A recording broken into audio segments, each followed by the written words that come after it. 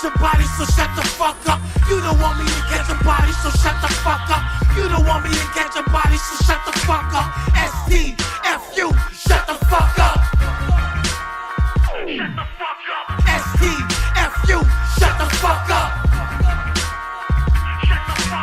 STFU, shut the fuck up. I gotta let these niggas know I ain't playing. Hear niggas talking, fuck what niggas saying. Shut the fuck up. Life's a gamble, don't force my hand. My man strapped up, you don't wanna cross that man. I keep a few killers with the ratchet by me. Body snatchers, they snatching bodies.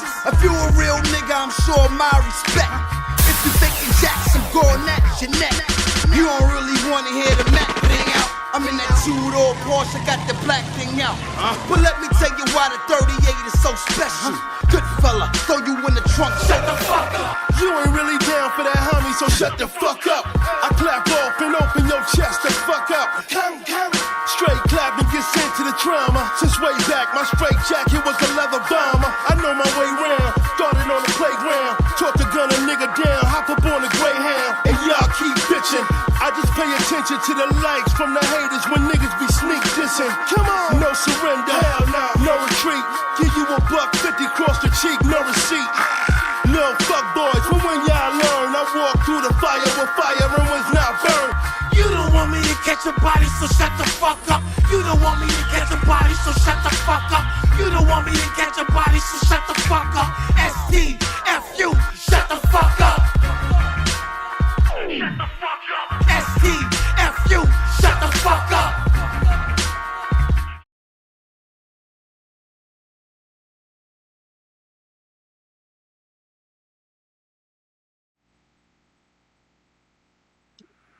And ladies and gentlemen, welcome to New York City Live. Yankee Stadium, the Bronx, New York is the place to be. I am Michael A., the Agent A, and beside me is Agent K. And ladies and gentlemen, we are here for the 3rd annual Renegade Warzone. This is the birthplace of the Actions Wrestling Federation. This is where we had our first show.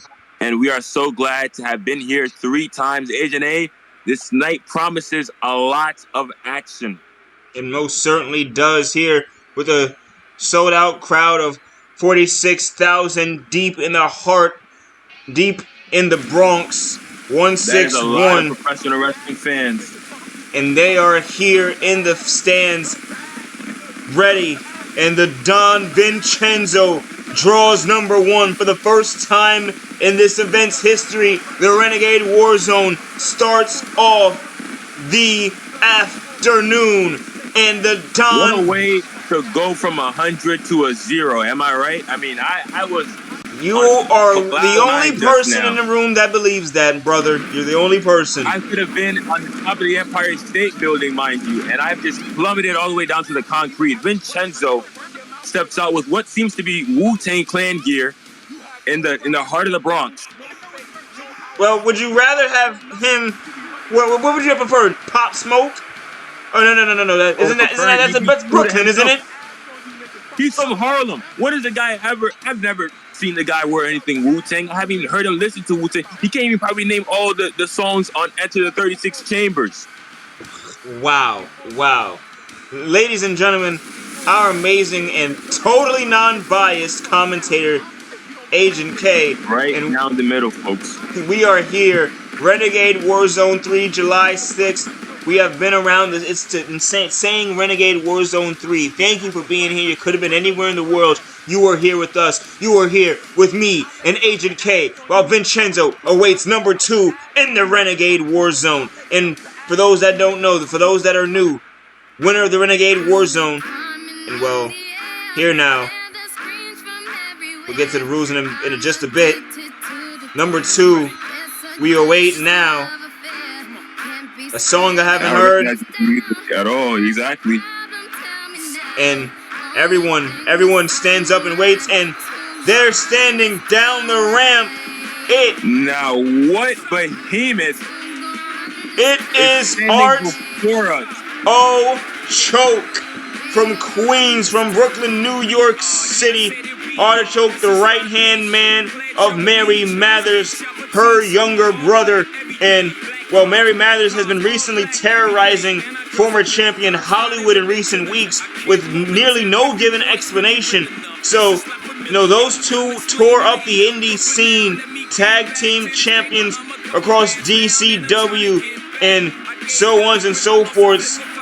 And now Artichoke. Right hand man. That fella in front of us, Agent A, looks like he can be the right and left hand man. That's how big he is. He can be both. I believe that's the point, Kay. I believe that's the point.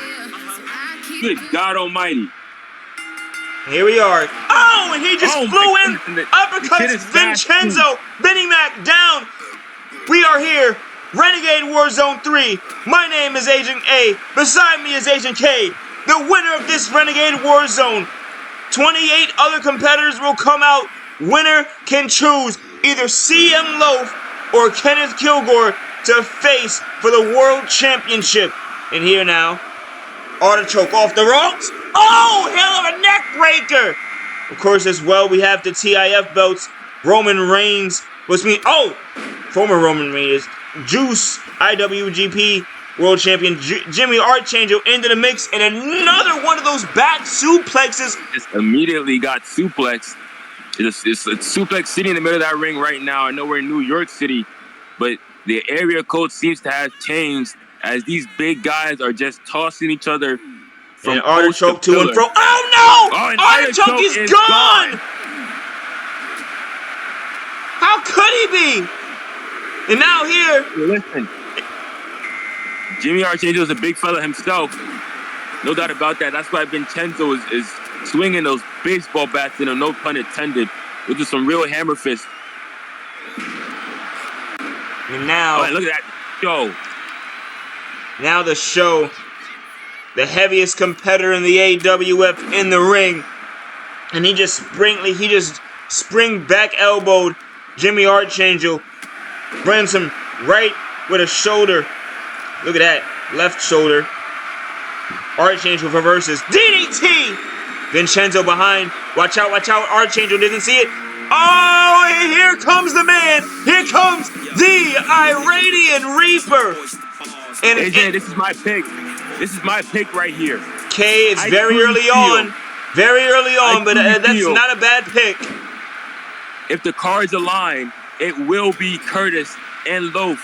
They main evented the last Access Wrestling Federation pay-per-view. They might main event the first one of season 3. Who knows? And, well, for Curtis, ladies and gentlemen, he is the longest reigning guy in the roster currently in the ring. Still never won a world championship out of the AWF originals. That championship has eluded him. He's got up and JID back into the ring. We saw him last on Chaos a few weeks ago, and now getting into the Renegade Warzone. But he is met with a former. This is the second time that Vinny and Jay have seen each other, and yet again, let's see if JID is gonna get the chance to come out on top this time around. Here, Curtis is gonna swing Jay in off one arm, spine buster, clothesline Vinny, bowling pins in the Bronx. The show sent Ace Carter into the ring. Land of opportunity. Carter. This young man, we know him to be one of the preeminent high flyers. There's their evidence, folks. But not sure how that style is going to service you in an over-the-top rope battle royale such as this. And Ace Carter now trying to take out the show, who is near 330 pounds. And perhaps now, even more. I mean, look at the guy. Goodness, and JID just hit him with a back suplex of hell. Here comes and Vinny, oh goodness, spiking him right there. DDT. Nathan, the boyfriend of the former AWF Divas champion, Jaden, into the ring, and Jaden will be in the Women's Warzone in the main event later this evening. But here's Nathan. I thought we were getting Iron Man instead we got Tony Stark. Still with the jokes with you. And goodness, the show battering JID with these hits, those punches. And here the show. Running show knee. with that knee, that is the size of a man's head. Look at this. Look at Vincenzo. He's gonna play spoiler. Goulash! Sent in from Angela, but no Angela in this matchup. They are alone, and well, last year's winner is into the match. He grabs JID all over this ring. Here's Jay, choke slam, Archangel holds on for dear life. Vincenzo. Oh no, Curtis avoids trouble. And here, Nathan. Goulash. And let's we not forget how Goulash's attempt at the championship turned out. I mean, back at the Warzone 2, I called it. I said that Blitz escaped Goulash very narrowly. He had to use the rolling knee bar. But Goulash, I mean, he could have beaten anyone in the AWF on that night except for the man holding the World Heavyweight Championship. He was that good. And I think he wants the taste of that championship opportunity once again. Look at Ace Carter and Archangel attempting to work together against Vincenzo. It doesn't work out, and Carter is met with a tiger suplex. Archangel behind Vinny, and he's going to be able to get the advantage. Beautiful standing switch by Nathan and gets the gut buster. Clotheslines! Curtis out of the ring! He's gone! That was my pick! Well, your pick just got sent flying! Vinny could be gone too! Spear to the show! Down goes Ace Carter! What just that was my pick! And that's why, ladies and gentlemen, you don't bet. There is no fan duel support on the AWF. If somehow you got your fix in, call the hotline. And Vincenzo. Oh, I mean, AJ, you know Curtis has got to be kicking himself. Yeah, no, he certainly is. But and he was truly determined to get back to Loaf in the championship. And now Goulash is taken out by Nathan. He's out of the war zone.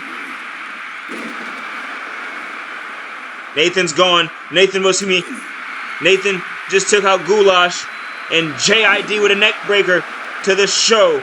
Nathan is trying to take out Ace Carter. Ace Carter hanging on for dear life, and he stays in this.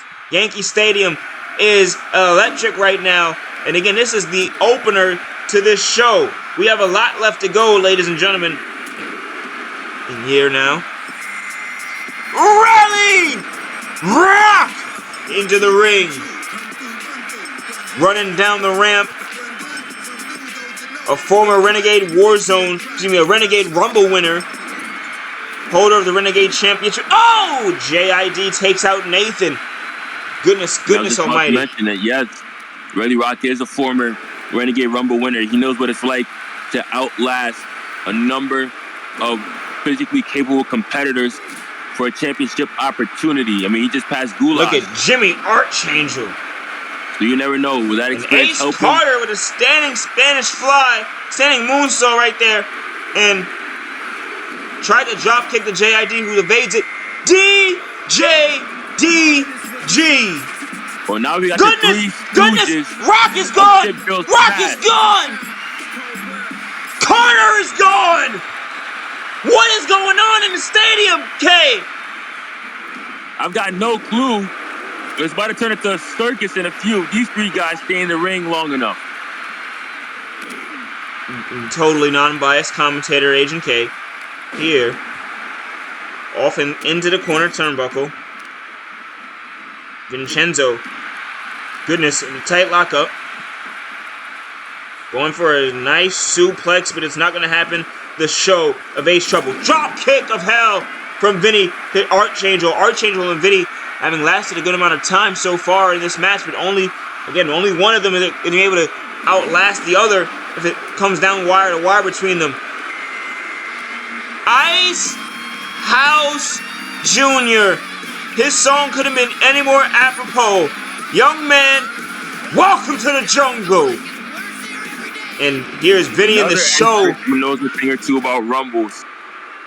Having won a... Well, his Battle Royal ended in one of the most brutal one-sided matches I've seen in the history of this company. It showed this man's grit and determination. And here's Icehouse Jr. going in flying kick. Oh, and a nice flying kick. Landed I right hope on the DJ face. understands that the qualities of Ice House Jones you can't teach. And he'll doubly understand because Tip-Tastic tried to teach him those qualities before he stabbed him in the back and invaded his home. Here now is Jey Uso in to the match while JID gets chokeslammed to Kingdom Come. And DG chokeslams. Oh my goodness. Vincenzo not letting up on his former Tipville friend there. And a big boot from the show. All of these guys, believe it or not, have once or twice and once or more than once and twice sat down at poker tables together, chatted up like good friends, and right now, well, you wouldn't have believed it, and JID getting ready to take out Vincenzo. Down, who's next? Lamb! And Lamb, fresh off of losing the Chaos Championship at end of days, might want to go that step up further. He might want to be the heavyweight champion of the world. But first, you got to take out these other guys, and I think Lamb can do it. I mean, he has the physicality. He knows what it's like to be at the top of the mountain, Agent A. And, well, here, number 14 is into the matchup. Jey Uso, an incredible back suplex from the show. Look at Junior. Junior's Lamb just got absolutely thrashed. And look at DG now. He is working over Jimmy Archangel, who has lasted a good deal in this match. Archangel finds himself with a back suplex right there, Junior. Archangel entering this match at number 1, still in it. JID to me, JID and Vinny working together. Oh! When they get hard. And number 3 is gone. Number 3 is gone. Junior could be gone. Uso could be gone. You know what? If I jinx Jimmy Archangel, maybe this will work. Vincenzo is going to last this entire Rumble. Vincenzo is going to last the entire Renegade Warzone. He's going to win this thing. Surely he will not get eliminated in the next 2 minutes. That will not happen. Surely. I see what he's attempting to do, ladies and gentlemen, and it's quite hilarious. But nevertheless, off the ropes, reverse psychology, I believe, or something like that. And Icehouse Jr. attempted to go for some abdominal drop. JID reverses into a back suplex of his own. This has been to hell for the competitors in that ring. And number 15 is yet to come out. Not halfway done yet. Nearly there. You know, all Lamb got to do is just pull Vincenzo's arm. Jey Uso wrestling down JID. Oh my goodness, look at the show. The show is gone! And all 400 pounds of the show careening to the outside. Now look at the size difference between Junior and DG. That took a village to eliminate the show. And now let's hope that all of these guys focus on Vincenzo, realize that he's been in the match the longest, he's the weakest, he's the most fatigued. Who's number 15? We're waiting for number 15 here in Yankee Stadium. Lamb takes Jey Uso up for a Lamb bomb. You know him better than me, Kay. Say it for me. Number 15, the Billy Goat, the aerial assassin, Will Ospreay, makes his Renegade Warzone debut. Oh, and he just got absolutely grand opening, grand closing, we call that up here, Willie. JID. Down goes ID. While Ospreay gets a Bronx greeting, and Junior disrupting, trying to get the glory for his own. Lamb over the shoulders of Vinny. Power slam! Running power slam! DG. Will Ospreay may have the least experience in multi-man matches out of all these competitors. You know, over in Japan, that's not really a style that they choose to handle their situations. So now Ospreay in AEW, he's gotten exposed to that. But I don't believe he's ever been in a high-stakes battle royal like this. If I know Will Ospreay, if I know the athlete that he is, he's going to try and adapt his style to the situation. Brain buster. DJ Speed. Of Ruination. Slides in. Calls his shot. JID getting ready to take out. Getting ready to be taken out by Jey Uso. He has to fight back. He does not. The young gun of Ruination. You know, Agent A, I'm surprised that Ruination was able to tame CJ Speed ego or at least harness it. Because I mean, you remember when this kid first popped on the scene, he was hard to control. He was living like a rock star. I mean, he still most certainly is, but he just has, let's just say, a security posse with him to make sure no one tries to, ruin his rock star life. And Jey Uso almost went off the springboard. DG almost caught a C4 spike. Junior reverses into a pile driver. He just pile drove DG. This kid is amazing. Air raid crash neck breaker to Junior. And now, goodness, Vincenzo continuing to wrestle down CJ Speed, beating the hell out of him. Junior could be gone. Lamb, barely just missing Junior on that attempt to take him out. Junior staying alive. Uso staying alive. Ospreay could take out Uso, but no. Snap. Beautiful. The Poison Rana right there. And here, CJ Speed fighting off Vinny still. Speed losing the matchup with Vinny and still trying to go right at him. That's heart, that's gut, that's will. He's not running away. He gives him a right hand. He stays in the match. DG, number 16 is in. It's Silver Viper. We had really rocking here earlier. Now Silver Viper, the other half of the duo that carved out the tag team division here in the AWF. Number 17. He has not won the big one though. Surprisingly, one of the best, if not the best technical professional wrestler in the AWF has not won the heavyweight championship of the world. And it's time to right that wrong here tonight. But Ospreay and Lamb takes out, taken out by Ospreay, while DG gives him kicks and a trip to Jersey. Vinny and DG lock up, lock horns. Bye-bye goes Vinny. Bye goes DG. Ospreay and Uso. Oh my goodness, those two. Backhand. CJ Speed in and out of the ring. The clothesline Ospreay. That was all of his weight into that lariat. We're watching him grow right before our eyes, K. CJ Speed is going tit for tat with Will Ospreay in that ring. And we already knew he was a hell of a good competitor. Goodness, and a nice uppercut. Will Ospreay is no joke. Multiple 5-star matches. And Uso. Multiple world championships. Uso clinging on for dear life. Stays in. Spinner! To Speed! Could be done. Could be down. Out of the ring. Speed might be out of here. That was a heck of a spear by Jey Uso. And yes, CJ Speed out of the contest. Ruben Nation, as for right now, does not have a card on the poker table. And into the ring for Tipville, USA, number 18, it's Jackson. CJ Speed out of the equation while Jackson enters for Tipville. That's what a real member of Tipville does. Immediately discards the theatrics, goes for the biggest dog in the yard. I would say the biggest dog in the yard is Vincenzo, but there's that. Vincenzo being the Iron Man in this matchup, number 1. Maybe the biggest, he's also the dumbest.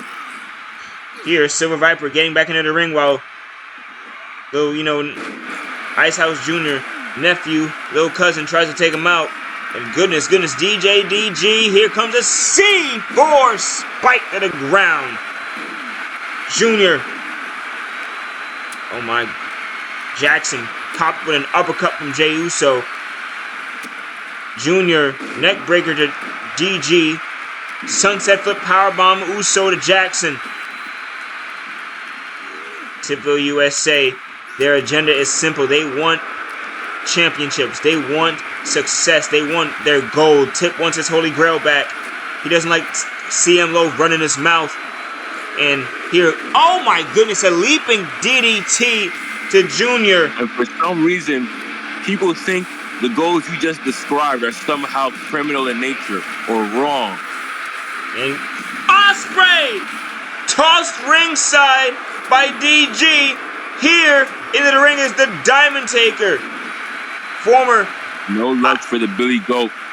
2-time world champion former IWGP and Strong World Champion, in the ring now. Former Actions Hardcore Champ gets a nice knee from Look at Vincenzo's look. Vincenzo was one knee to the hands away from being eliminated, and nobody realized. That's luck.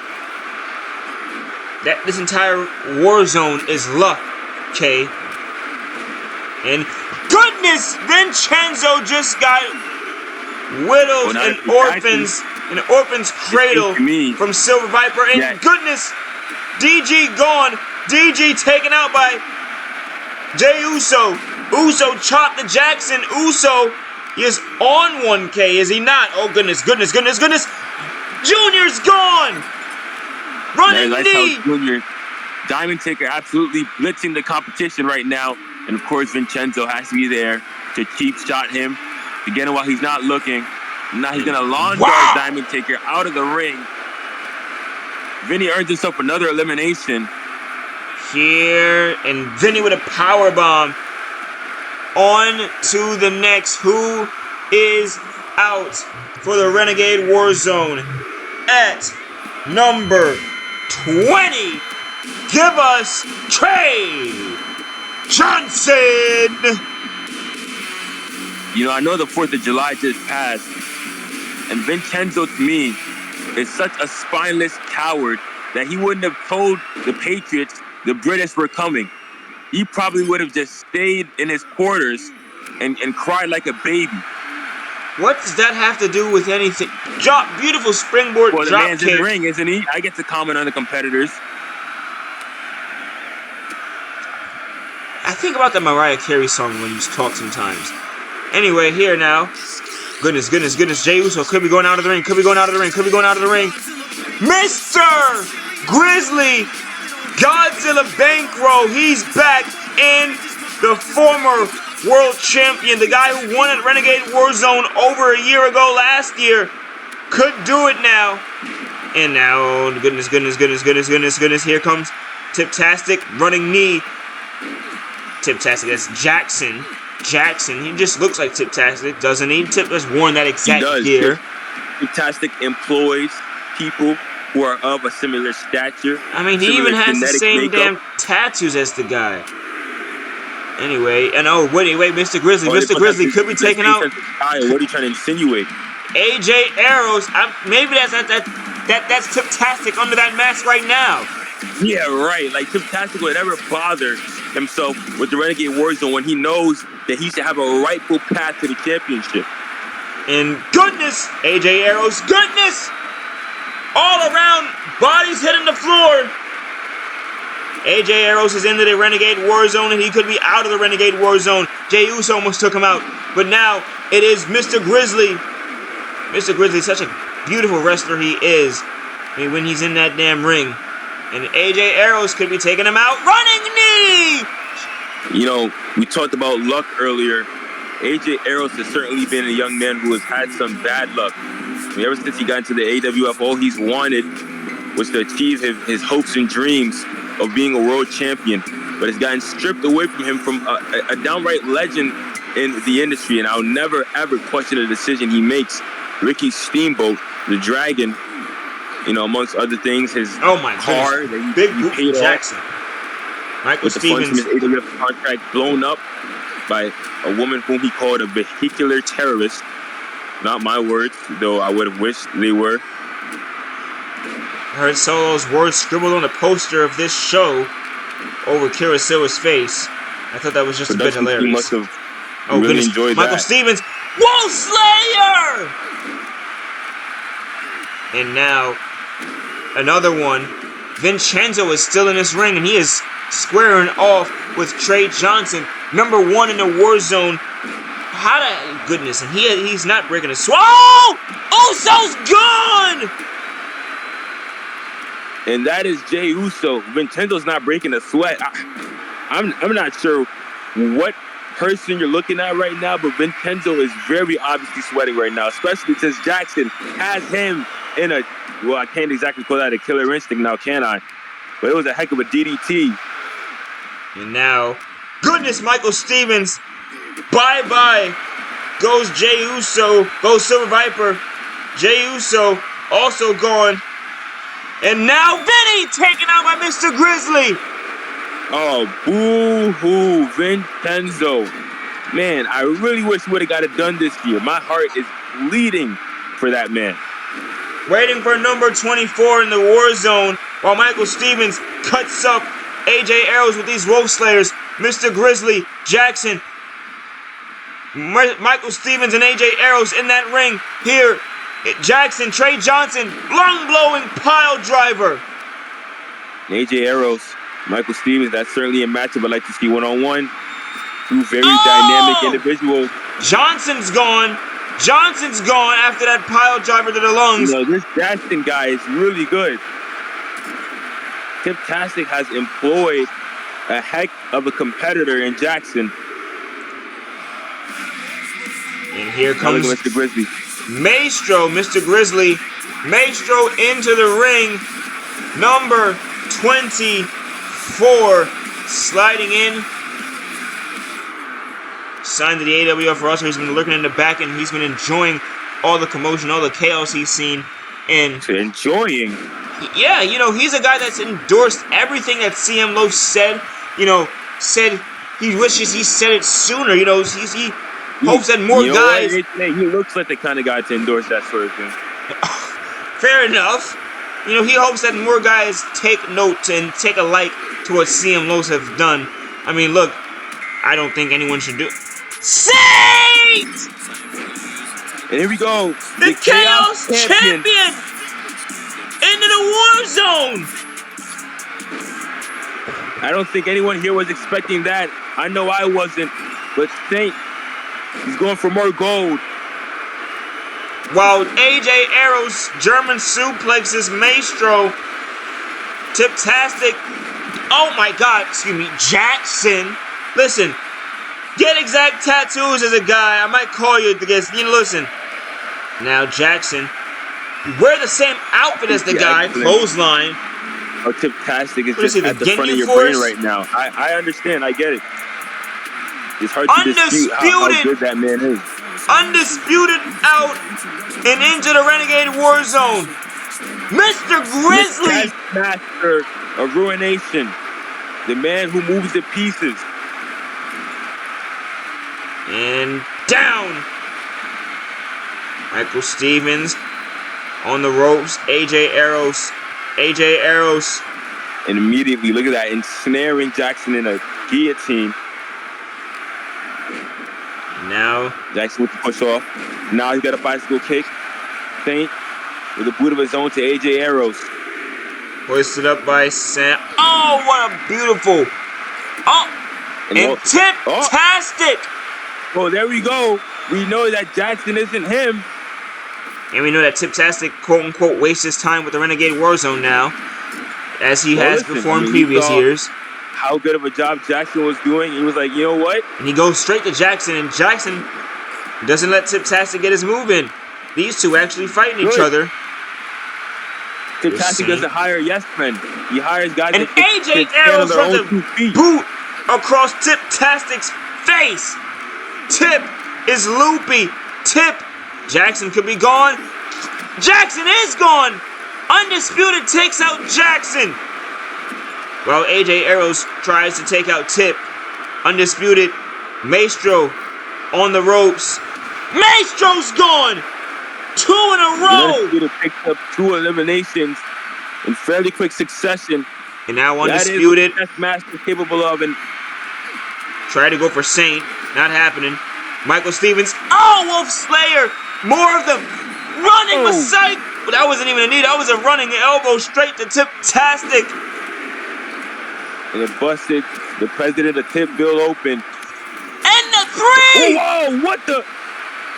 Ruination takes out Tipville USA completely. Running elbow. The man had no warm-up. He had no warm-up. There was no warm-up. Whatever, that's excuses. Excuses. Excuses. I could care less. I could care less. AJ Arrows having his fingers split. He fights out while Saint beats down. He wants Stevens to give him some more. Where is your fighting spirit? Goes up and Stevens reverses. Famouser to Mr. Grizzly.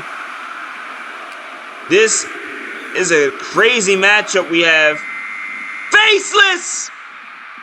And he's had his problems with both world champions. He's spoken with me, spoken with the media. Oh!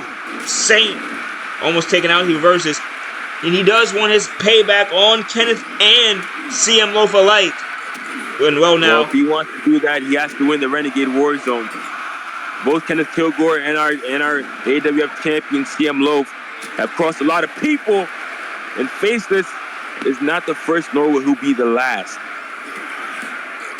Now, 3, 2, 1. Who is next? Number 29.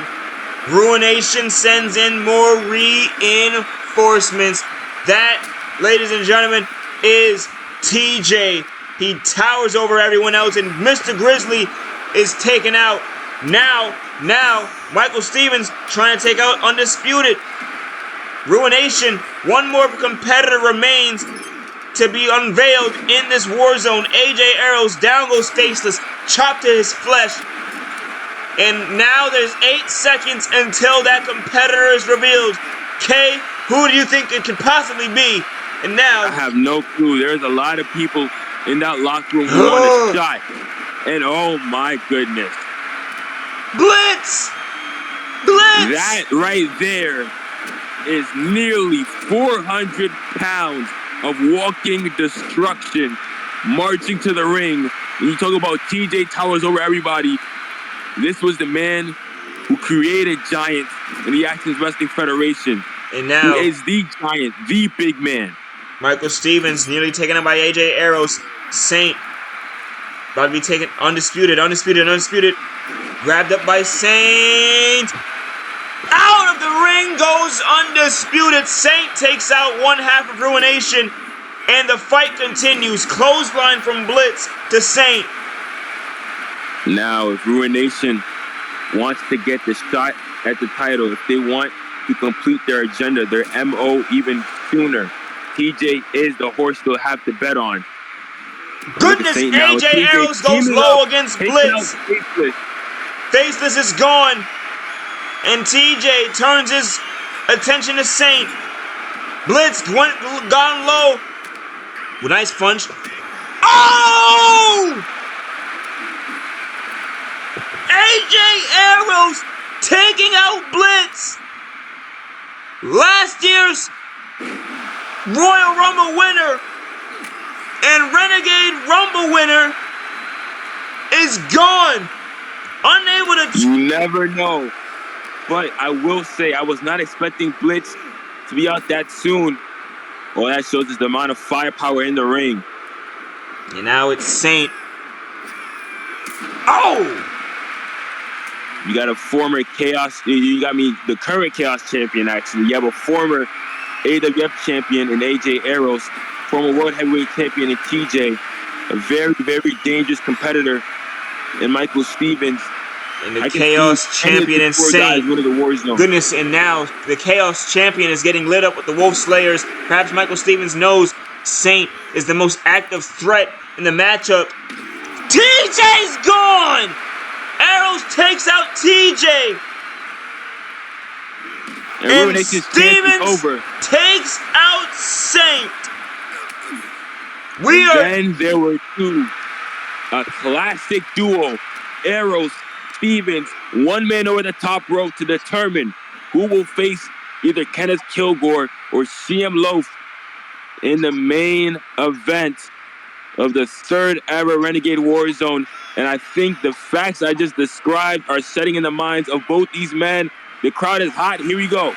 And here now, the tight lockup of the ankle. Stevens. Ankle lock not going to do much for you in this match, except wear your opponent's leg down, perhaps take their base. Nice clothesline from AJ Arrows. And now into a dragon screw. Arrows and Stevens, both gentlemen, and even though AJ Arrows, my broadcast partner, called a former AWF World Champion, you can call him that, but in the records books, that championship does not exist in you know, he is not in history a former world champion, only by the eye test and only by the 1, 2, 3 sound of the bell. And now this barrage of suplexes, 3 of them to Michael Stevens. And it was in this very stadium that Eros won that Ghost Championship. And goodness, he could be going as well. Stays alive. Fight. He's fighting like a rabid dog, like a bat out of hell. Eros wants to make that Ghost Championship, as you put it, real. He wants to make it tangible. It has to say AJ Eros, AWF champion. No asterisk near, no ifs, ands, or buts. Stevens. And now again, this, like you said, it wouldn't win the matchup, but Stevens tapping out and getting worn down by AJ Eros. AJ Eros is holding his own with a mixed martial artist in that ring, ladies and gentlemen. And Eros, more of a... Oh! And he pushes himself back up. Clothesline. The heart on AJ Eros right now is absolutely incredible. Michael Stevens picked up to the top turnbuckle. Eros going for the arm drag. But Stevens fights back. One headbutt later. In for the moonsault. Eros misses. Grabs him by the arm. Narrowly moving out of the way of that moonsault. Oh! I'm not even sure if you realize that Michael Stevens was attempting that. But now, okay, he's got a bow and arrow here. Still trying to wear each other out. All this is communicating to me, H&A, is that both these men respect each other so much they wouldn't dare go for an elimination at this juncture. Even though they spent so much time in this match already, they must both be tired. Both are fatigued, are losing stamina. But it's the thought of getting hot-shotted. You don't have to go to the general manager. You don't have to go to the president. This is an opportunity. No one can take it away from you. AJ Eros. Win the war zone, you have a right to choose. That is a luxury, I think, that most professional wrestlers dream of. And it could be in Eros' hands today. Oh, goodness. Eros. In a few short minutes. And it might be Michael Stevens. He gets shoved off. AJ Eros with a straight right. And then a couple of knife edge chops. A chop overhead. Going for a snap suplex. That would have been a hell of a suplex, but it doesn't happen. He's out the back. And then a chop block again. Attacking the knee of AJ Eros. A lot of his offense comes from those powerful legs, H&A. He's a high flyer. Nice duck out of the way. AJ Eros. Snap. Nice chop to the back. Beautiful kick. Michael Stevens. Punishing kick. Michael Stevens getting rained down now with several rights from AJ Eros. This is almost a one-on-one matchup. That's how tense this thing is. This is broke down into a classic wrestling matchup. AJ Eros is putting the beats on Michael Stevens. Stevens digging down deep. Cutter! Oh, and a springboard cut from Eros. That might be the shot. That might be the shot he wanted and the shot he needed. Around Yankee Michael Stadium, over the top rope. AJ Eros has won the Renegade Warzone. The shot heard around the Bronx, the world. AJ Eros with one cutter later shoots his shot. He wins the Renegade Warzone. He joins history as the 3rd Warzone winner. Among the list of names to win one of these matches, K, he has time to rest, to break, and he will choose. Will it be CM Loaf or Kenneth Kilgore? Mamba Ant practically... We can theorize, H&A, but I think we both know which championship he wants to be united with, which championship he wants to return to.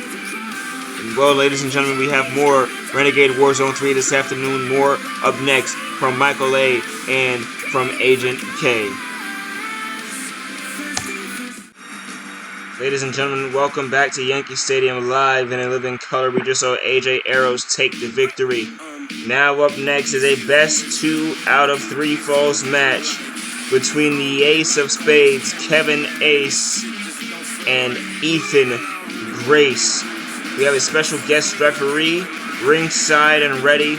It is the general manager of AWF Chaos and AWF Ignition, Ricky the Dragon Steamboat. And he is here to call this right down the middle, no bias beheld, and they couldn't have picked a better guy, now could they?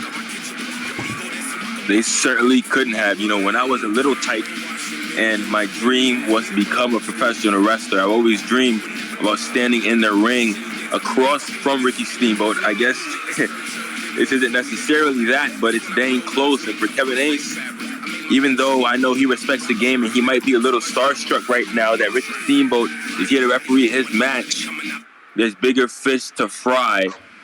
And let's just say there's a fish the shape and size of Ethan Grace. And Ethan Grace, this is what he wanted. Pay-per-view match. One-on-one. Here and now, the eyes are on him and Kevin Ace. And what we can see, we can see what the big picture is for Ethan Grace. He's going around saying he's the real Renegade Champion. And though he has no belt to prove that, he does in his heart feel that he embodies the Renegade mentality of the Actions Wrestling Federation. He believes that he embodies Renegade more than anyone. Well, I mean, if being a Renegade is low-blowing your friend after he wrestled one of the most hellacious matches we've seen in the AWF and in his life, and them saying that friend held you back, even though you only wanted the both of you to ascend in the AWF ranks, then yeah, sure, he's a hell of a Renegade. That's 2 out of 3 falls. This match to see and brag about who is the better pro wrestler out of these two. It's here, it's now. The Dragon doing the call. The bell sounds. The production truck. And the Dragon is no stranger to 2 out of 3 fall matches. I don't have to try and recall those matches with Ric Flair in '89. Some of the best wrestling matches, if not the best, we have seen on North American soil. And these two guys are just as athletic, just as good in the ring, just as charismatic. Here, Ethan Grace with the jawbreaker on the outside. You know, Grace here is going to try and blitz the smaller, or should I say larger, Kevin Ace, which is, I mean, there's no easy feat. Kevin Ace, in his own right, is very explosive and athletic, but Ethan Grace, he's wiry, he's sly, he can evade strikes in an easier manner than some of the other athletes here, and he comes at 8 now. Back into the ring. These two having battles over the... here. And Ethan Grace. Grace keeping his cool. Spinning with a helicopter takedown on Kevin Ace and smacking him in the head. Ethan, top turnbuckle, flying with the stomp. Ethan is in a bit of control right now as he peppers up Kevin Ace. Hoists him up over his shoulders. Ethan Grace carrying Kevin. F5! And off of the ring post, back into the ring. Kevin, down goes Grace to hook the leg. 1, 2 for the first fall, no. And Ethan, look at Ethan. Ethan immediately having words with the Dragon. I don't know what entitlement he has, but that was as clean as a count as it can get. That's a right hand from Kevin Ace. Kevin now has Ethan up over the shoulders. Oh my goodness. Michinoku driver, that could be the first fall. Doesn't even give him the first blink of life. Super kick, pop right to the face. Down, hooks the leg. 1, 2.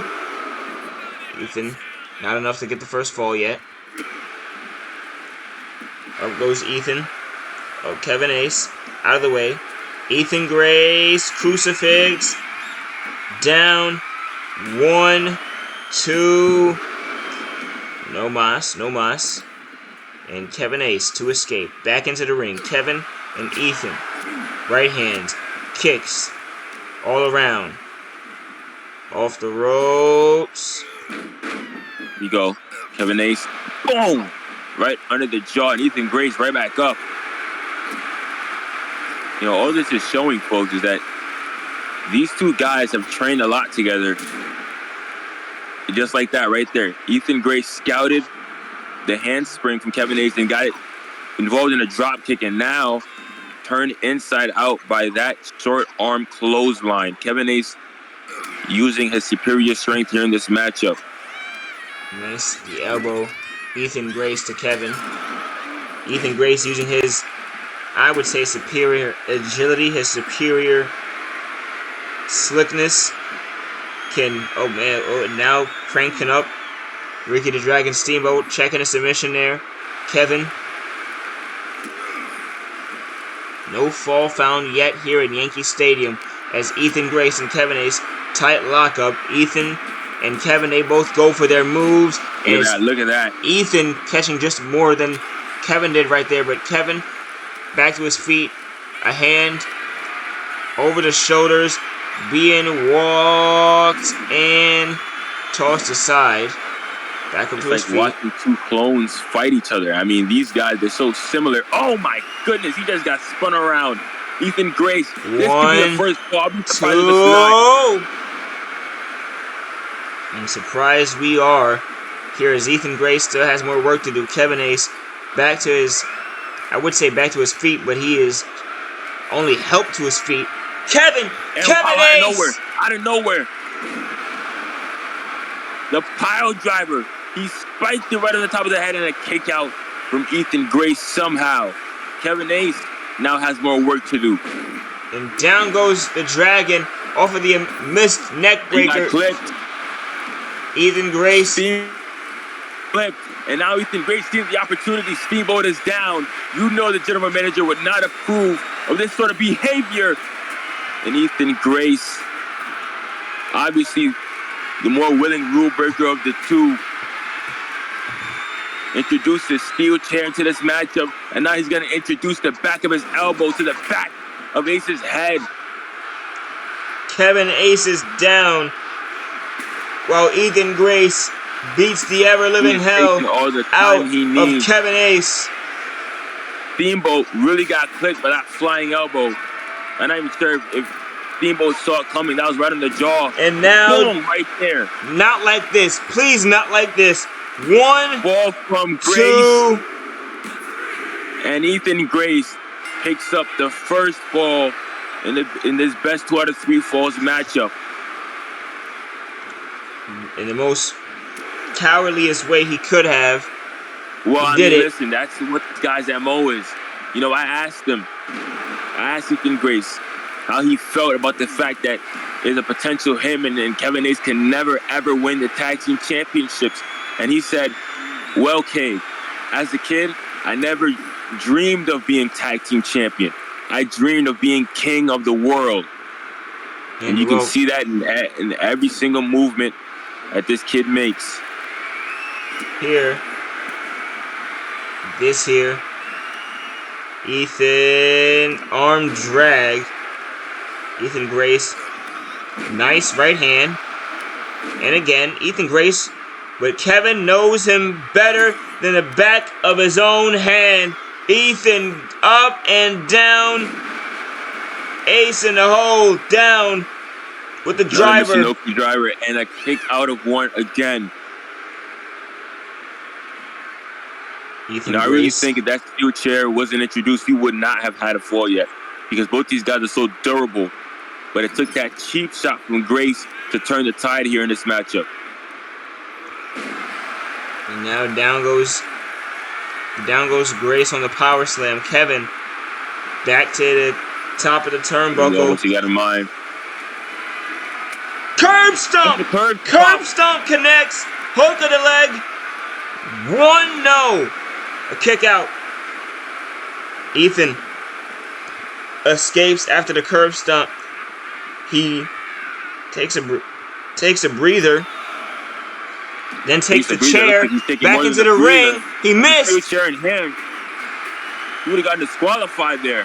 He might have sacrificed the fall to try and get another one. And now Warlock from Kevin Ace. Nearly got this first fall for his own, but Ethan is able to scramble to get his legs under the ropes. K, I don't believe Ethan Grace cares about getting disqualified. He might be okay getting out of here unscathed. Not by another big ace pile driver. You know, I think that he was willing to give up the disqualification for Kevin Ace's first fall because the effects of it would help him get his second fall. But look at this. Kevin Ace with innovative offense. Another Michinoku driver. Hooks the leg down. 1, 2 for the wet. Oh, there. The first fall for Kevin Ace after the driver. And now it's 1-1 tied here at Yankee Stadium. Now one more for the home run between these two. One more pinfall, one more submission. That's all they need. Kevin Ace, springboard, DDT. An absolute deadlock between the two. Just compare how Kevin Ace and Ethan Grace got their falls, folks. That's all I'm asking you to do. I'm going to try to be unbiased. But we know how Ethan Grace got his. We saw it. Steamboat didn't see it. That's why this match is in its position right now. Well, Ethan Grace takes a snap suplex and a hell of a neck breaker. Swung with it right there.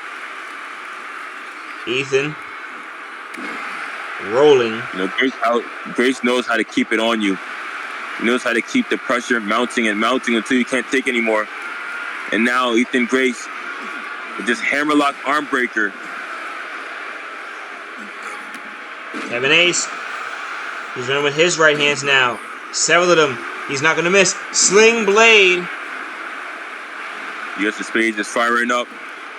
Is he going to get the pinfall here? 1, 2. No.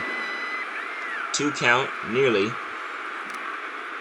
One more fall or submission again, ladies and gentlemen. No! Whoa! Whoa! Whoa! Whoa! Whoa! Whoa! What the hell is this? As I was about to remind the people at home, one more fall or submission would have did the job. And Ethan Grace can't get it done. It's like he cannot get it done.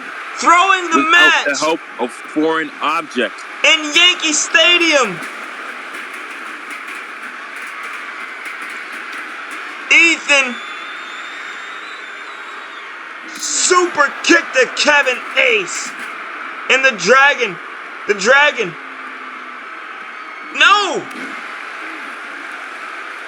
Grace. The Dragon is down. The Dragon is down. Oh, Ethan. My goodness almighty. Will you stop it? Will he cut it out? Will he cut it out? Ethan Grace. Snap suplex to Ricky the Dragon Steamboat. And this kid ought to be suspended for the actions he's doing. He's committed here tonight in Yankee Stadium. He's leaving. And we have more up next. Ethan Grace the Bastard. Welcome back to Renegade Warzone 3, live from Yankee Stadium. Up next, Renegade Championship matchup, TLC, an end of days rematch between Mantis and Mo Game, the winningest champion of 2025. Mantis, as I mentioned, this is a rematch, and just on the first AWF Ignition of the season, Mantis walks out and absolutely just slaughters Mo Game before his first Renegade Championship defense. Mantis using some of that Tipville time to be, to do what he feels is necessary. He wears a shirt of the Hot Rod Rowdy Piper as he gets ready to face in TLC, Mo Game's first TLC matchup. And I think taking Mo Game out of his element was the smartest thing Mantis could have tried to, lobby for. And Mo Game might have walked right into a trap here. He might have, but if there's anything I know about Mo Game is that he can adapt to any situation when it calls for it. And though Mantis thinks that this TLC match is going to be the difference maker, I don't know. Mo Game seems intent on keeping that Renegade Championship come hell or high water. Hell is here. Mo Game raises the flames. His championship is over that ring. And he walks with a stride like he doesn't look like he just got beat down by his own damn title. He doesn't look like he took that across his head not too long ago. He looks like he is ready to continue the win streak. Mo Game, he is absolutely no stranger to high pressure. That's the reason he has the Renegade Championship in the first place.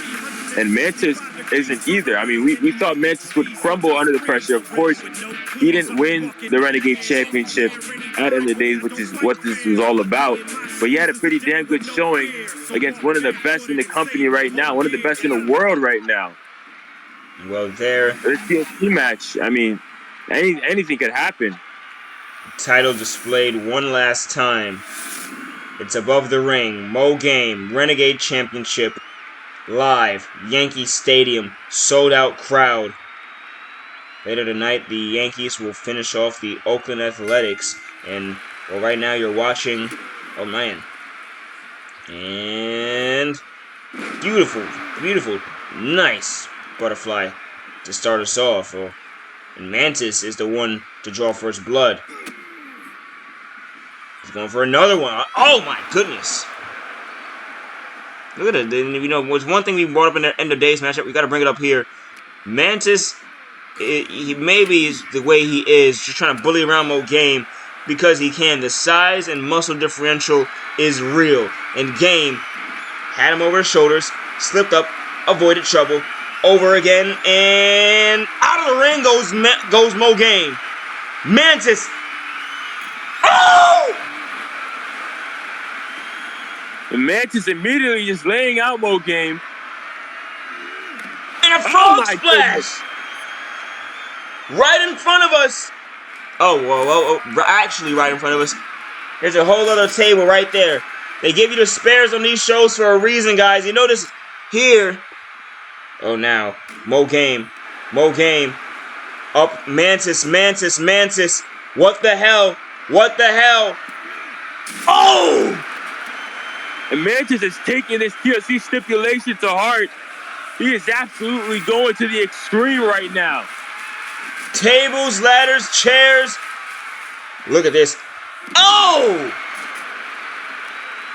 Look like he glid on air into that DDT. Throws Mo Game into the steel stairs. Mantis with that extra aggression. He knows that's what he needs if he wants to capture the Renegade Championship, the elusive Renegade Championship. And right now, Game fighting off Mantis to his best of his ability. Game chopped across. Several chest shots. Nice right there. Mo Game with the Destroyer, Canadian Destroyer. Canadian Destroyer. I thought it was a power bomb. And Game just shot the man right at the top of his head. Didn't expect Mantis to get back up, shrug it off, lay him on the table. No, Mantis. Be cordial. Right hand. You gotta be anything up. You gotta be anything but cordial here. This is for the Renegade Championship.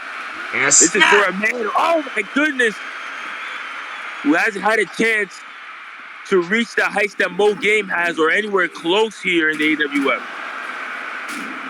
And Game is getting beaten and battered. That's one shot from the stairs and another one. Chucking him right into the body. Another, try to chuck the metal, and down goes Game again. Metal first meets his back, and now, oh my days almighty. Here, Mo Game. Mantis is setting up tools on the outside, tools of destruction, and goodness, right onto the damn chair. Feel on flesh. You guys know exactly who wins that one, and here we go. Game escapes, and back into the ring, Mantis. Mantis, swing, miss, misses the chair shot, and Game. What the fuck?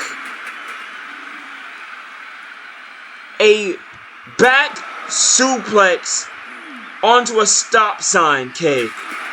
And a steel chair as he is laying onto it.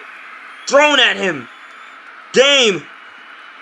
Up and goodness. You need the absolute most malicious techniques you know to call yourself the cornerstone of the Action Wrestling Federation. There's no way to sugarcoat it. You have to go to that place. Now, Mantis, out of the way, has... Oh my god! Game spiking Mantis down. Right there. And he's going to get the ladder. Game, not that far away now. Mantis is still out cold. And Game is trying to set up. You know he's going to potentially do some more damage. Sets up the ladder. And a swing and a miss. Oh no, catches him. Stay to the leg. Right now. Trying to shatter the legs, the hamstrings maybe, of Mantis. And there, the arm all over Mo Game. Getting well-issued payback. That same chair went all across his body. And now Game. Mantis has him up and then down. Reverse. And the atomic spiking, and that's not the move, the name of the move, but damn it, Mantis is down again, and this time Mo Game is going for the championship. Mo Game has got a clear path. That's the yellow brick road, folks. That is. Mantis thinks he's had enough. He's getting this table back into the ring. Mantis, Mo Game trying to rush to get it undone. These people on their feet. Game in trouble. Down. Powerbomb onto the ladder. Mo Game walked on the side. Set up. Ran and get it. Caught an elbow. A right hand. Mantis. Swing. Miss. Missed wildly there. Trying to yet again get Game on the ropes. Now up. Wow! And his arm hit the damn table. In the corner. Mantis has got Mo Game in a precarious position. And that table might have the Renegade Champ's name written all over it. And instead, Game pushed down. Mantis into the ring. Mantis. Toss suplex. Mo Game on the ground. Hoisted up. This has been a slow prodding beating. And Mantis is just launching him. And again, that time onto the ladder.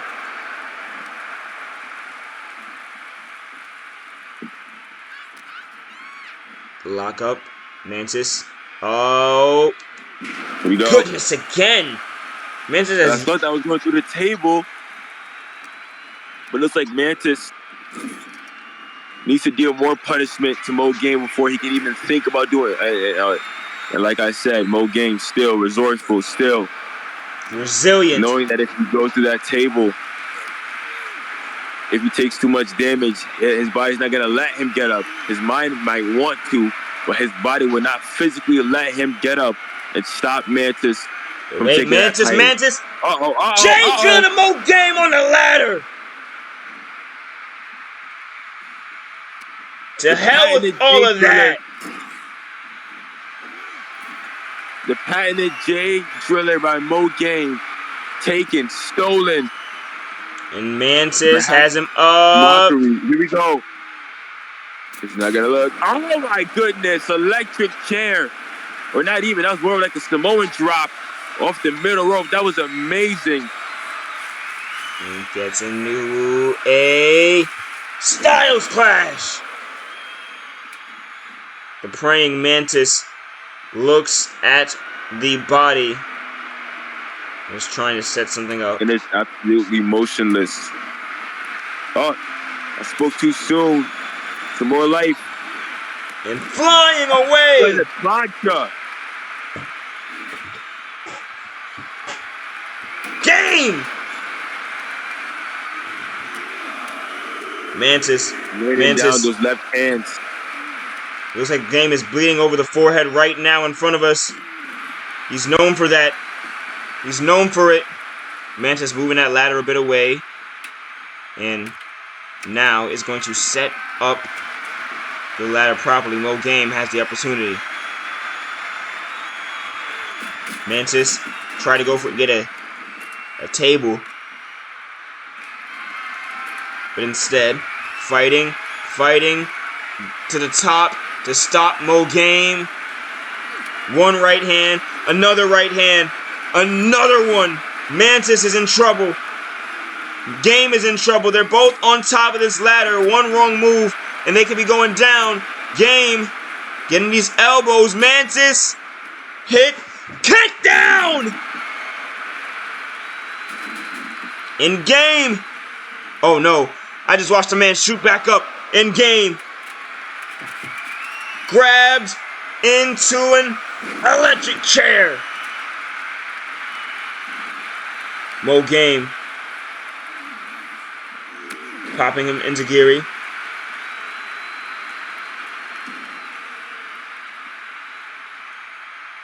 Mo Game over here to us. What do you want?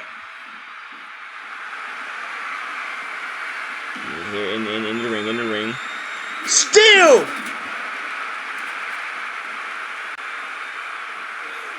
Steel chair to the leg. Up he goes. And going up and down. Yet another. Goodness. In a steel chair to the head. Steel chair. Game. Out of the way. Mo Game has. Oh man, Mo Game in for another style clash. Mantis is absolutely decimating the man right now.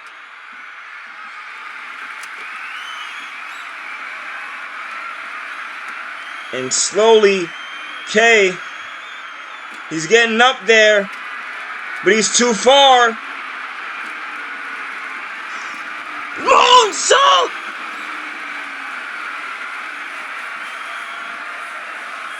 Mantis, he's rolling off the ropes. No. And Mo Game stops it. Right hand, tried that sledgehammer. It moved out of the way, he missed.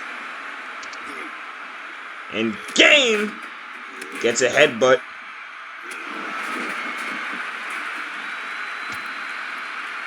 Mantis moving it. Oh my goodness! Here getting picked up. And oh no. Shots to the low section. And thrown out of the ring. And Mantis back to his feet. My commentator's microphone being disconnected, something with the wires. I am the sole voice of Renegade Warzone 3 right now. Mantis back into the ring while Mo Game feels like he's ahead in the driver's seat, gets caught up and brought down with a power bomb. And Mantis standing tall over the bloody, over the battered Mo Game. And he follows it back up with several rights, an uppercut slap, and continues it more. Mantis, several of these sledgehammers. And here, this Yankee Stadium crowd palpitating as Mantis tries to climb the ladder. No, going for something else. And a torpedo drop kick to Mo Game. Mantis still yet to say he's had enough. Mo Game bleeding the most he has in quite some time as Mantis takes him up and was going to go down for that suplex, perhaps. No, but stays up. Gets several elbows to the low section. And now, tight lockup. Mantis thrown. Nice. Toss suplex.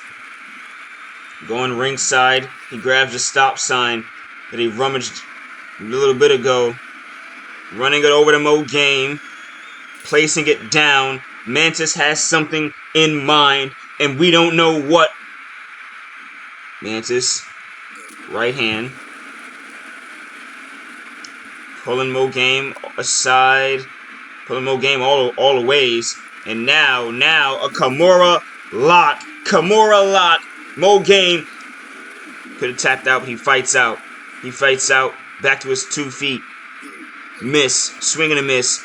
That bloody gash over his face. And now the Kimura lock on to the stop sign. Mo Game is gonna tap out on solid metal. Mantis trying to continue on the flurry of attacks. But he's back to his feet. Mo Game trying to go for that J Driller. Mantis. Deep waters of the matchup. Whoever hits that next big hit. And it could be a Mantis with these several headbutts. Down goes Game. And brought back to his feet yet again. Mantis has Game up high, and he evades trouble. Shot to the back. No. Several right hands. Several of them. Low kick in the corner. And now again with the flurry of punches. Mantis at the ringside area. He grabs a steel chair back into the ring, and Game doesn't know what hit him. Mo Game, the bloodied and battered competitor. Mantis fighting back against all, and oh my goodness, what a neck breaker. Out of the ring goes Mo Game, and now Mantis is alone. Mantis is alone. He has everything he's ever wanted for over a year now. For more than over a year. That title has eluded him. And now, Mantis is your new Renegade Champion. Mantis just became Renegade Champion in Yankee Stadium, dethroning the longest reigning Renegade Champion of our time. Mo Game is a memory, while Mantis, his dream, becomes reality. Standing tall with the red belt, Renegade Champion Mantis. What a match! We have more Renegade Warzone 3 up next. And congratulations to Mantis winning the Renegade Championship, his first AWF Championship. And after a brutal matchup like that, we turn our attention, K, to the steel cage. And what say you? As recently, Jae Anoai has been terrorizing Deuce with verbal assaults via the airwaves and production teams, and with messages attacking him personally with, sticks and stones may break my bones, something like that. But I don't think anybody deserves the insults hurled his way. Even, he's nobody's friend. But nevertheless, it's all colliding here now as Anoai and Uso beat down on the Anomaly. Last chaos, and it collides in the steel cage for the IC title this afternoon.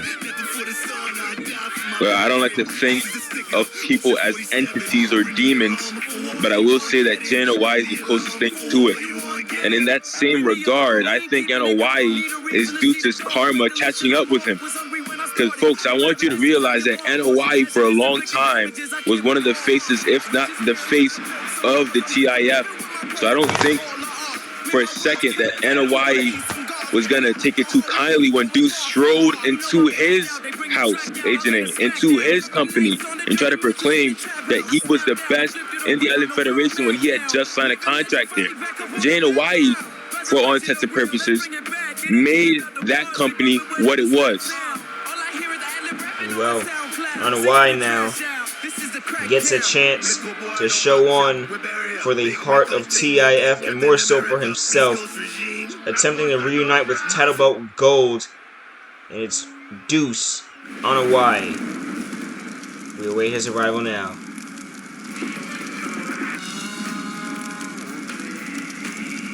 Slow prodding Anoai. All the masses of the stadium. The Intercontinental Champion has a losing record. There he is, K. At end of days, Renegade Warzone. Jae Anoai, this is his first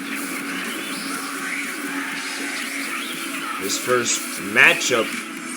He showed up last year at the Warzone, and that kind of kick-started all the TIF versus AWF stuff. But nevertheless, this is again the first matchup in the Warzone one-on-one. And there it is, the Deuce sold out signs. Get used to those. We've seen those nearly all day. And just like in every other arena throughout the states and the world. I don't know why. He's kind of shedding some of the heart. He's still a scary bastard, but I feel like these people are little by little seeing he's kind of alike to us. But he, like any other guy, can maybe see right through some of the AWF personalities, through all personalities, when he still has that supernatural. Look at him, just conjuring up that goddamn lantern. He's got the right gear. Mindset for Jae Anoai. He's a psychopath. He's a legitimate psychopath, and I think that he deserves some sort of psychiatric evaluation, in my opinion, because the way Jae Anoai goes about professional wrestling has the markings of a psychopath. I always said, if Jae Anoai did not fall into professional wrestling, he'd be in the state penitentiary convicted for 34 murders. He'd be a serial killer. Here now, okay, there it is. The cage is down. And oh God! Anoai just took his damn mask off! The bell sounds! Here we go! I do not know what that means for Anoai, but I know what it means for Deuce. And I hope he understands too. This is perhaps the most dangerous setting that the Anomaly has ever been in. I am speechless as the cage shuts closed. Jae Anoai, for the first time in AWF history, he's been with us, as I mentioned, over a year now.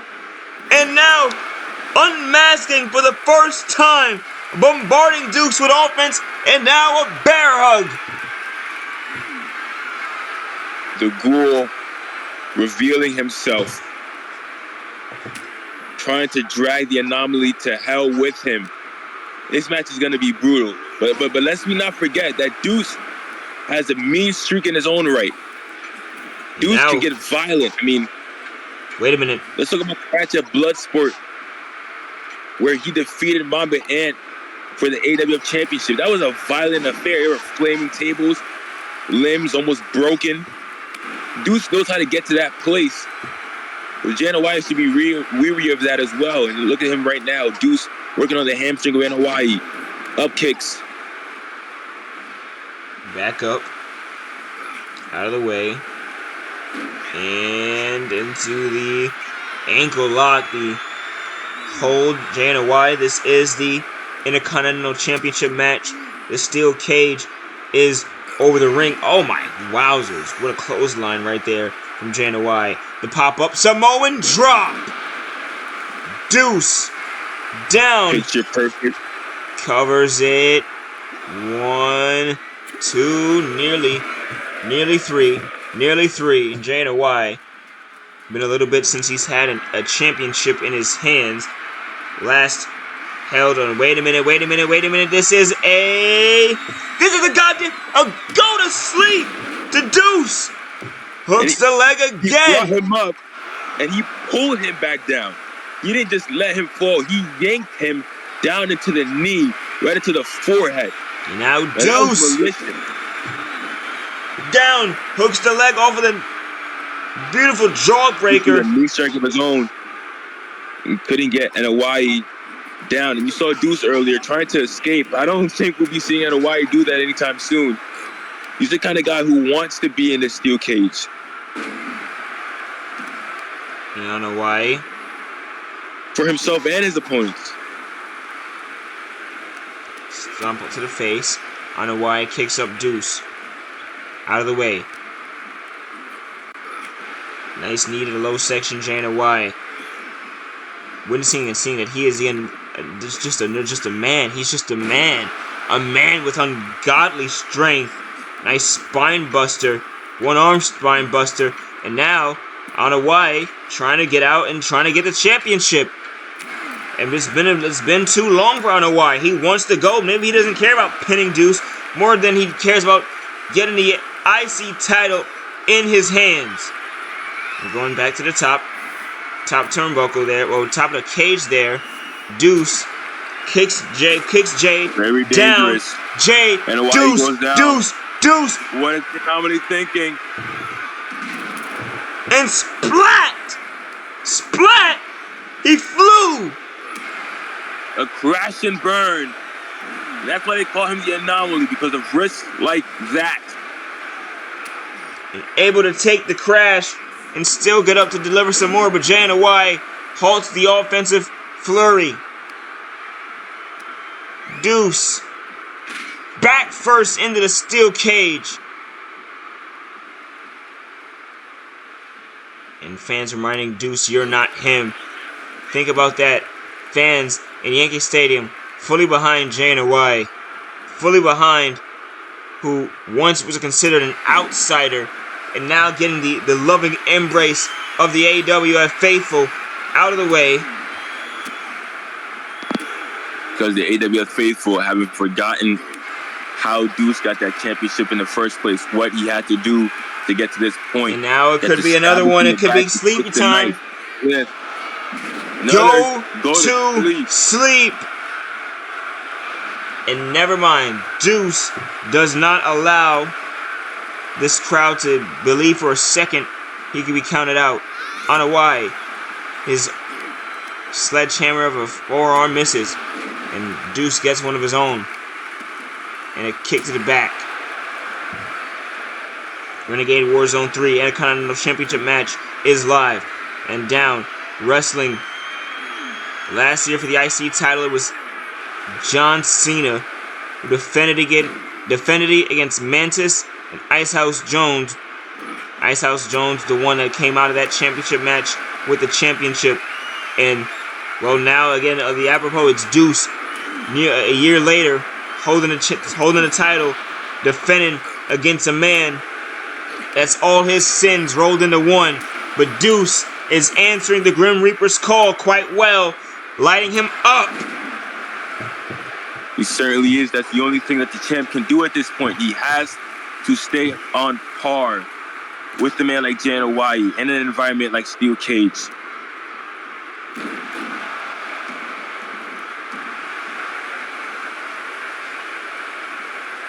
Deuce measuring Anoai up. Look at that. Big T-bone suplex. And at this juncture of the matchup, Deuce might be firmly in the driver's seat. He might have control of what happens next. He dictates the pace now. Nice. And Another Deuce suplex from Deuce. And you has see the comfortability in the cage start to grow. Anoai lined up. He's going for it. The hidden blade, forbidden blade, finds Jae Anoai down and out while the anomaly climbs the top of the cage.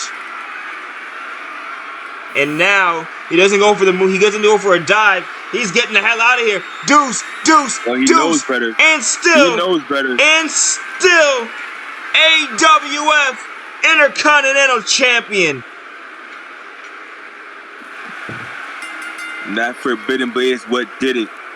High angle, high impact elbow strike to the back of the head. I don't care who you are. I don't care what you are. A juggernaut, a ghoul. Once you get hit with that from an intercontinental champion like Deuce, you're out of there. And Deuce standing tall, feeling proud, having escaped the ire of the ghoul. And ladies and gentlemen, we have more AWF Renegade Warzone 3 up next. Unfortunately, Kay, a decision has been made. And, well, I say unfortunately because Kenneth Kilgore, he feels good. He gets paid regardless. He gets to kick the feet up. He is not defending that championship tonight, Kay. This afternoon. Whoa! AJ Arrows picked CM Loaf. And it is official. You know, I wonder how one particular Antichrist is feeling. He went out on Chaos and said that he feels bad for the person who even has the inkling, the idea of trying to get between him and the People's Champ, the AWF Champ, Loaf, in their match tonight. And I guess AJ Arrows is the victim. There, ladies and gentlemen, the co-main event. World Championship. Mamba Ant, AJ Arrows, CM Loaf. And it's coming right up next.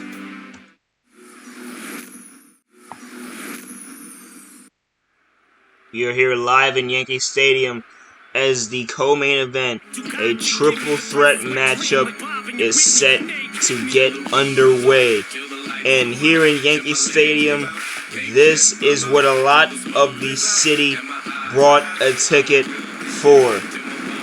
Mamba Ant, CM Loaf. A battle of the classes, so to say.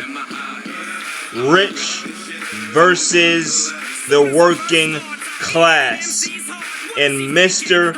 Mamba Ant walks out in his Yankee jersey, his own Yankee jersey. A recent MLA World Series champion. And he's feeling proud of himself. Feels good with himself.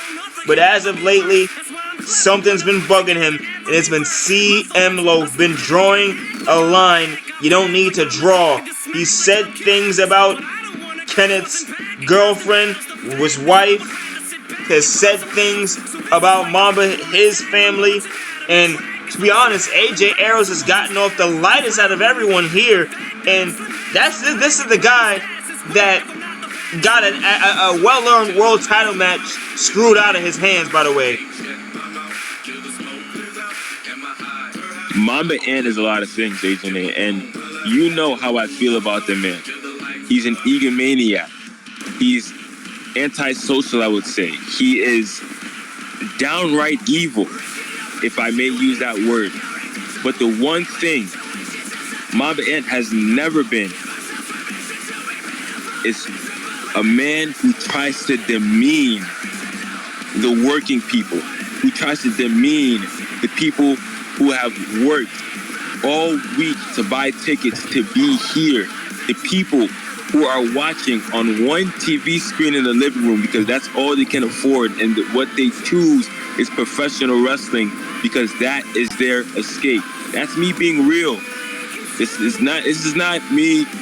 That's me being real. folks. And if you want to be partial, for all the battles Ant and Kilgore have had, I don't think Ant has ever mentioned anything even close to Kenneth's family or anything of a sort. CM Loaf is a drunken maniac right now, and AJ Arrows, for some reason, he feels this is the match to put himself into. And he could have went for Kenneth Kilgore. I don't know. Maybe it's because CM Loaf is injured, being battered and attacked at the end of last Chaos by Mamba Ant and Winky. But nevertheless, that was last Thursday, and this is Sunday. This is Sunday. He's had at least 4 days of quote unquote rest, and well, I hope it was enough. All I can say is, well, it was devil's advocate. More than 4 days. To play devil's advocate, if you pick Kenneth Kilgore, you get a clean match with one of the best in the world. You get a clean match with the world heavyweight champion. You get a clean match with a guy who is humble, who keeps to what he knows. But that's not gonna make the headlines, AJ. I'm being honest. I love what Kenneth Kilgore is doing, but CM Loaf, for better or for worse, is making the controversy. He is making himself the wanted man. He's got a bounty poster, and these two cowboys are here to claim it, and they're taking Loaf dead or alive, AJ. Well heard. CM Loaf, he holds that AWF World Championship, the longest reigning AWF World Champion in history. And at the current rate, we don't know right now if that's going to change as this in Yankee Stadium. He's riding a wave of momentum, even though he's injured, even though CM Loaf looks not 100%. I have seen CM Loaf pull out dastardly performances with his back against the wall, and there's no Kira Silva at his ringside. There is no distraction, so to say. This is all going to be settled between the three gentlemen you see right there. There's a lot of bad blood in the air, and it doesn't get more heated than this. Yeah, I'd say it's even more than bad blood. It's a whole tub of it. It's a whole river, an ocean of bad blood. I mean, there's so many stories going into this match, but we don't have to look much further than Renegade Warzone itself. A year ago, I would say, shoes were on the other foot. CM Loaf was the quote-unquote hero coming into this affair. Mamba Ant was the one with a devilish woman by his side, and CM Loaf got screwed at what we now know as the screw job at Yankee Stadium. But now Mamba Ant, for better or for worse, has each of these 46,000 people, whether they're Bronxites, whether they came from Manhattan, whether they flew in here to watch Renegade Warzone 3. They are all on Mamba Ant's side right now. I cannot wait to see this matchup. And now the match begins, and AJ Arrows reminds everyone, hey, there's a lot of AJ Arrows fans in the crowd that are riding the wave of support of him winning the Warzone. You can't say everyone's here just for Mamba Ant. AJ Arrows definitely has his people here. Oh, AJ Arrows just got dumped out of the damn ring. And it's Ant and Loaf in the middle of the ring right now. Side headlock takeover. CM Loaf, the last time he was in the wrestling ring, falls to Kenneth Kilgore, and a best 2 out of 3 falls, 2-0. Granted that had Kira Silva involvement. Loaf wasn't 100%, I can say, but so look at that. Loaf had something going there. The circumstances for that match are very different than this, I will say. Agent A, for that match, we had that match, in my estimation, wasn't a wrestling match, more so than it was just a good old lashing.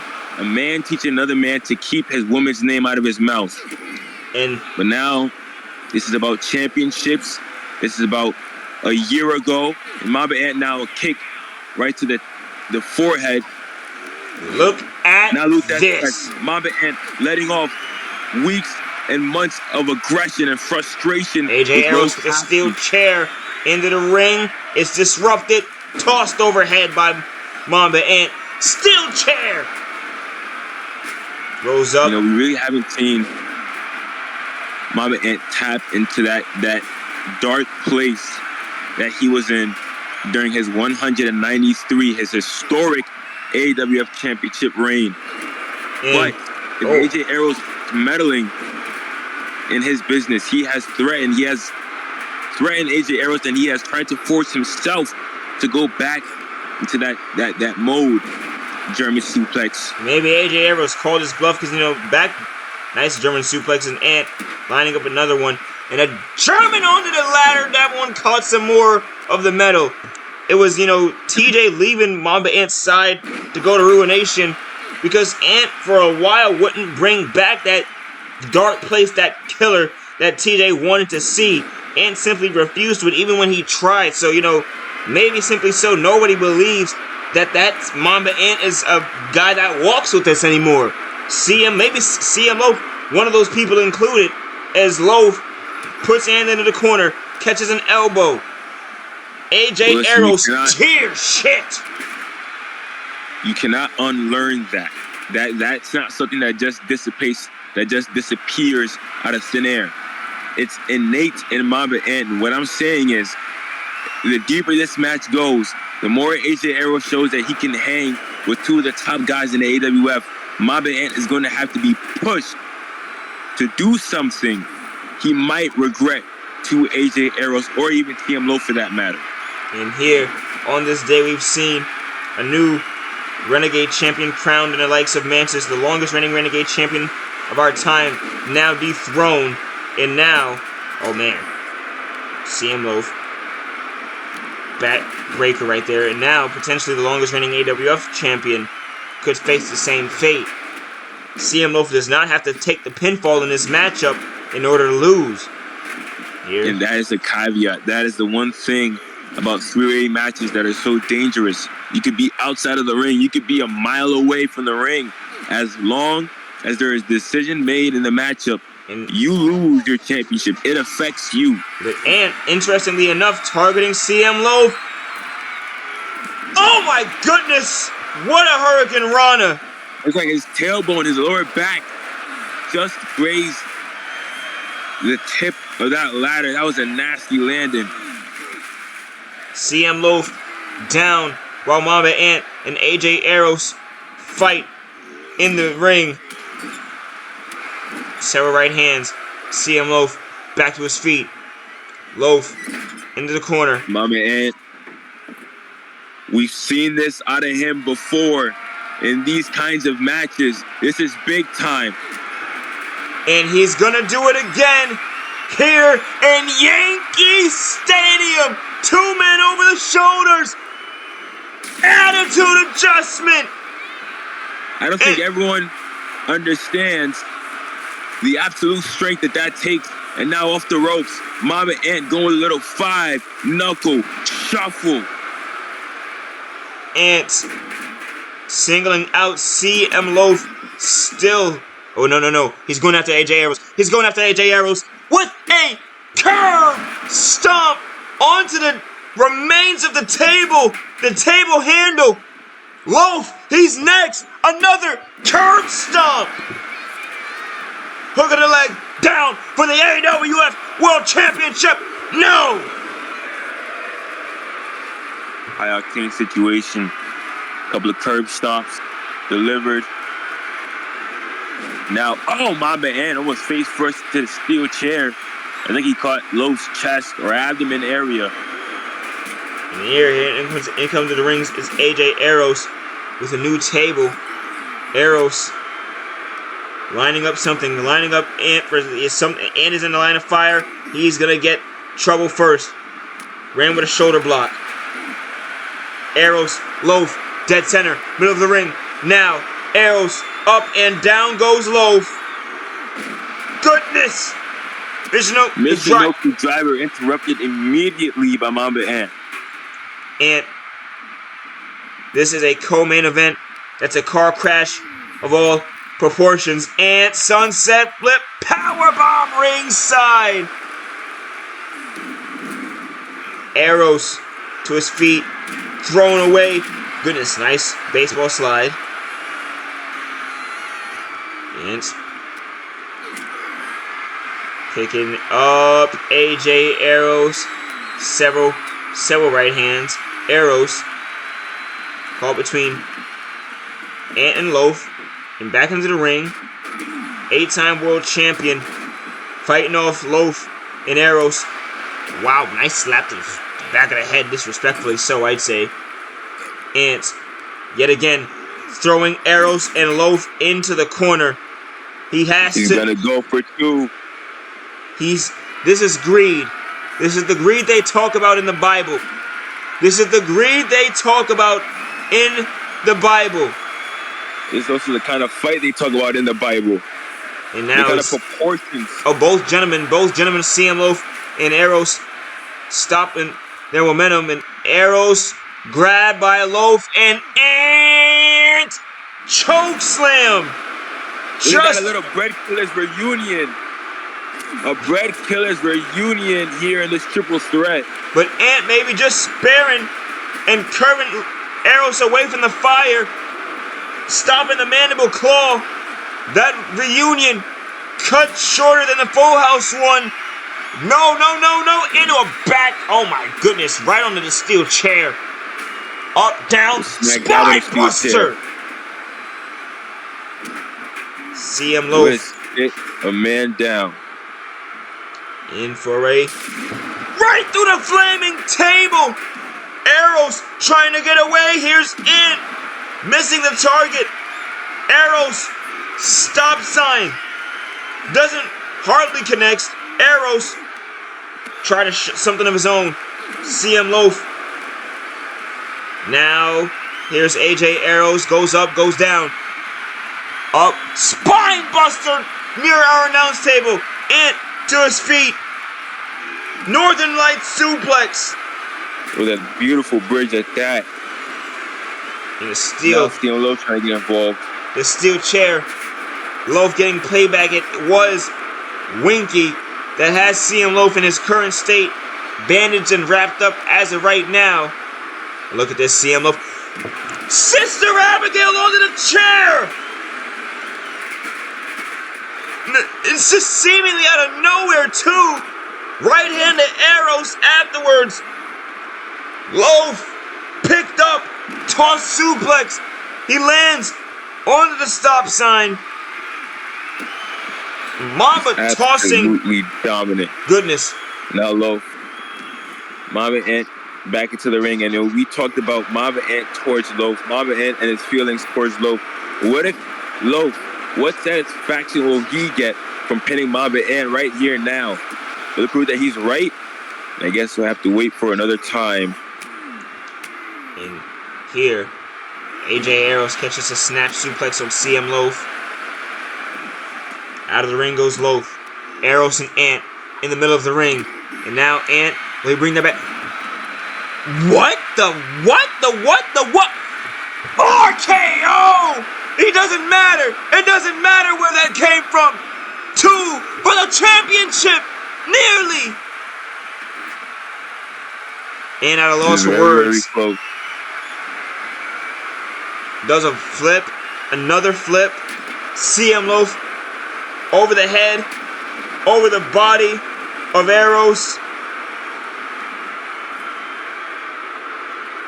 Here now. Loaf has got Arrows, a man who he thinks is responsible for the fact that indirectly his championship reign got broken up into 2 halves. He thinks that AJ Arrows is responsible for that whole debacle. Arrows says he doesn't know Faceless, but I mean, we all know the champion to be in Yankee Stadium gets the Mark Teixeira sign, baseball bat. And just like Teixeira in this same stadium, knocking home runs off the body of Loaf, and Arrows runs a knee across Ant's face for the win. No! That'll be the best guy he's had so far. No. Tight lockup. No. Sends Arrows out of the ring. In position again for another sunset flip. Power bomb. Double flip.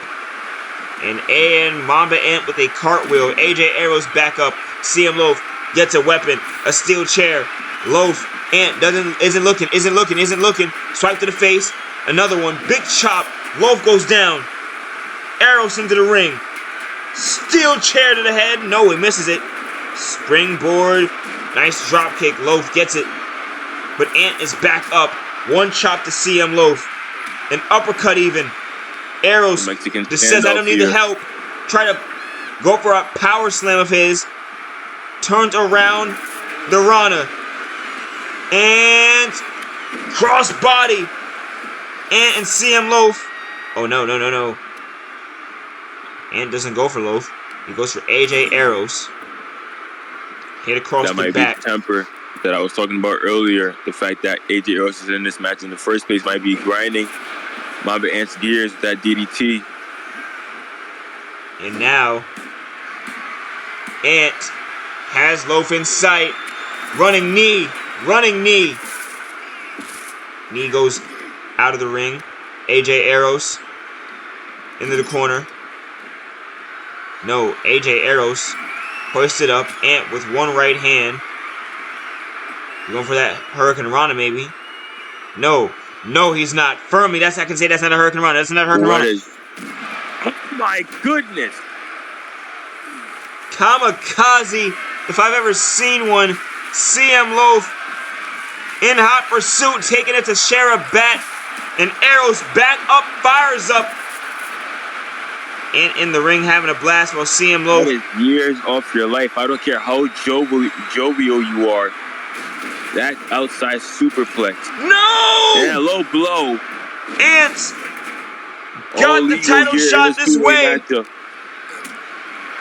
And could potentially win the championship this way. A lash right onto the chair. CM Loaf, spirit of vengeance. Down. 1, 2. No! Oh my goodness, and what a kick out. Ants trying to crawl. AJ Arrows is out of the equation. CM Loaf. Mamba Ant is in the corner. Catches the elbow. The equation, the kid hasn't budged. Now he's back up to his feet. He's back in. One kick. It could be AJ Arrows. AJ Arrows and Mamba Ant back alone in the ring. Ant. German suplex onto the stop sign. And Ant. Oh goodness. Okay, Ant showing some mercy. Showing that he could have went for a curb stomp and he doesn't. Down goes Arrows. And CM Loaf. Making it pay. Catches him with the calf killer. CM Loaf makes Mamba Ant tap. CM Loaf is still the AWF warfare at its finest. CM Loaf is still the AWF World Champion. And at the end of the day, Mamba Ant told whoever felt brave enough to win the Warzone, then get in this match, well, he was going to cost them. But it looks like Arrows existing in this match and hyper-fixating on him as the match went on gave Loaf the opportunity, the crafty People's Champ, the opportunity to catch Mamba Ant off guard. He couldn't break that knee, and the calf killer was elementary from there. My God, what a contest. What a matchup that was. If you want to call it that, it was a contest. It was certainly it was amazing. But CM Loaf just made Mamba Ant tap after all that this. We are all not happy about the result. The result was less than satisfactory, and that is sugarcoating it. But that is our AWF champion, CM Loaf. We have more Renegade Warzone 3 up next. The main event, a title unifier, the Women's Championship, AWF Women's World Championship, and the Women's World Heavyweight Championship from the TIF side. It's up next, and it's right now. And now, ladies and gentlemen, with the main event here, New York City, the first ever women's main event in Actions Wrestling Federation history. A titled unification match. Angela and Roxanne Perez having tensions and boiling over. They decide there can only be one.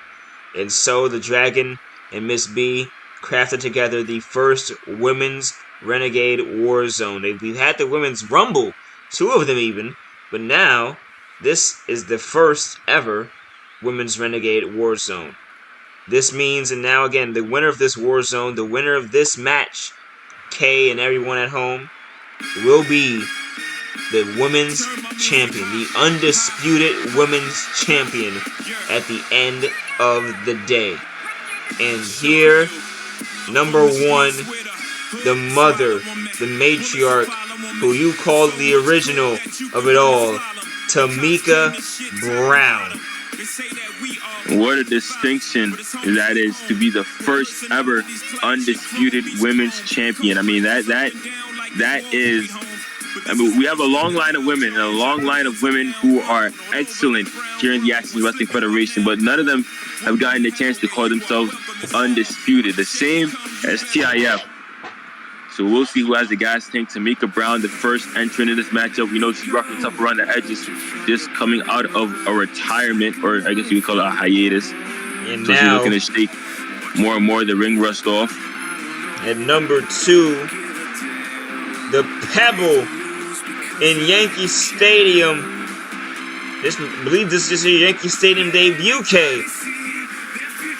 Well, that is extremely hard to believe. I was just about to say, if there was, I mean, if this opportunity existed to unify the championships, if TIF was in our rear view at the first Renegade Warzone, and this were happening at the first Renegade Warzone, the Pebble would be everybody's undisputed pick for the woman to win this battle royal. But now, believe it or not, last year at this time, the Pebble wasn't even here. She wasn't walking these halls, you know.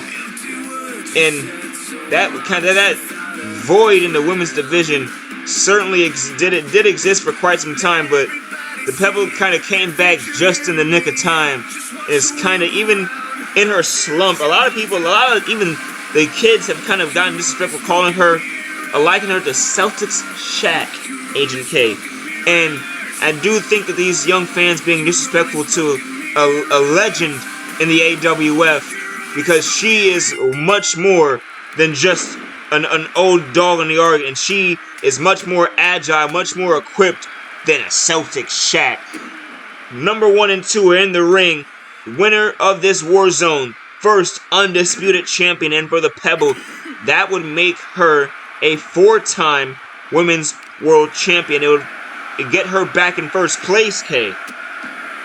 It would, and the Pebble has had not really the most successful year, in her opinion. She's had that tandem with Pink Danger, and things haven't really gone her way.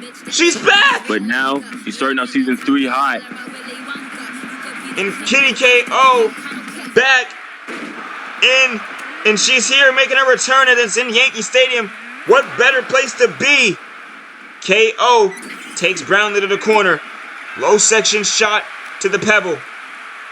And this, once upon a time, K was everyone's favorite newcomer on the block.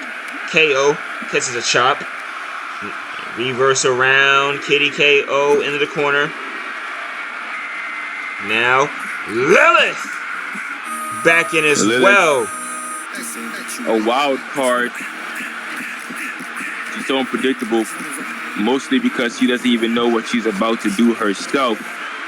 The former tag partner with the current AWF Women's Champion, Angela.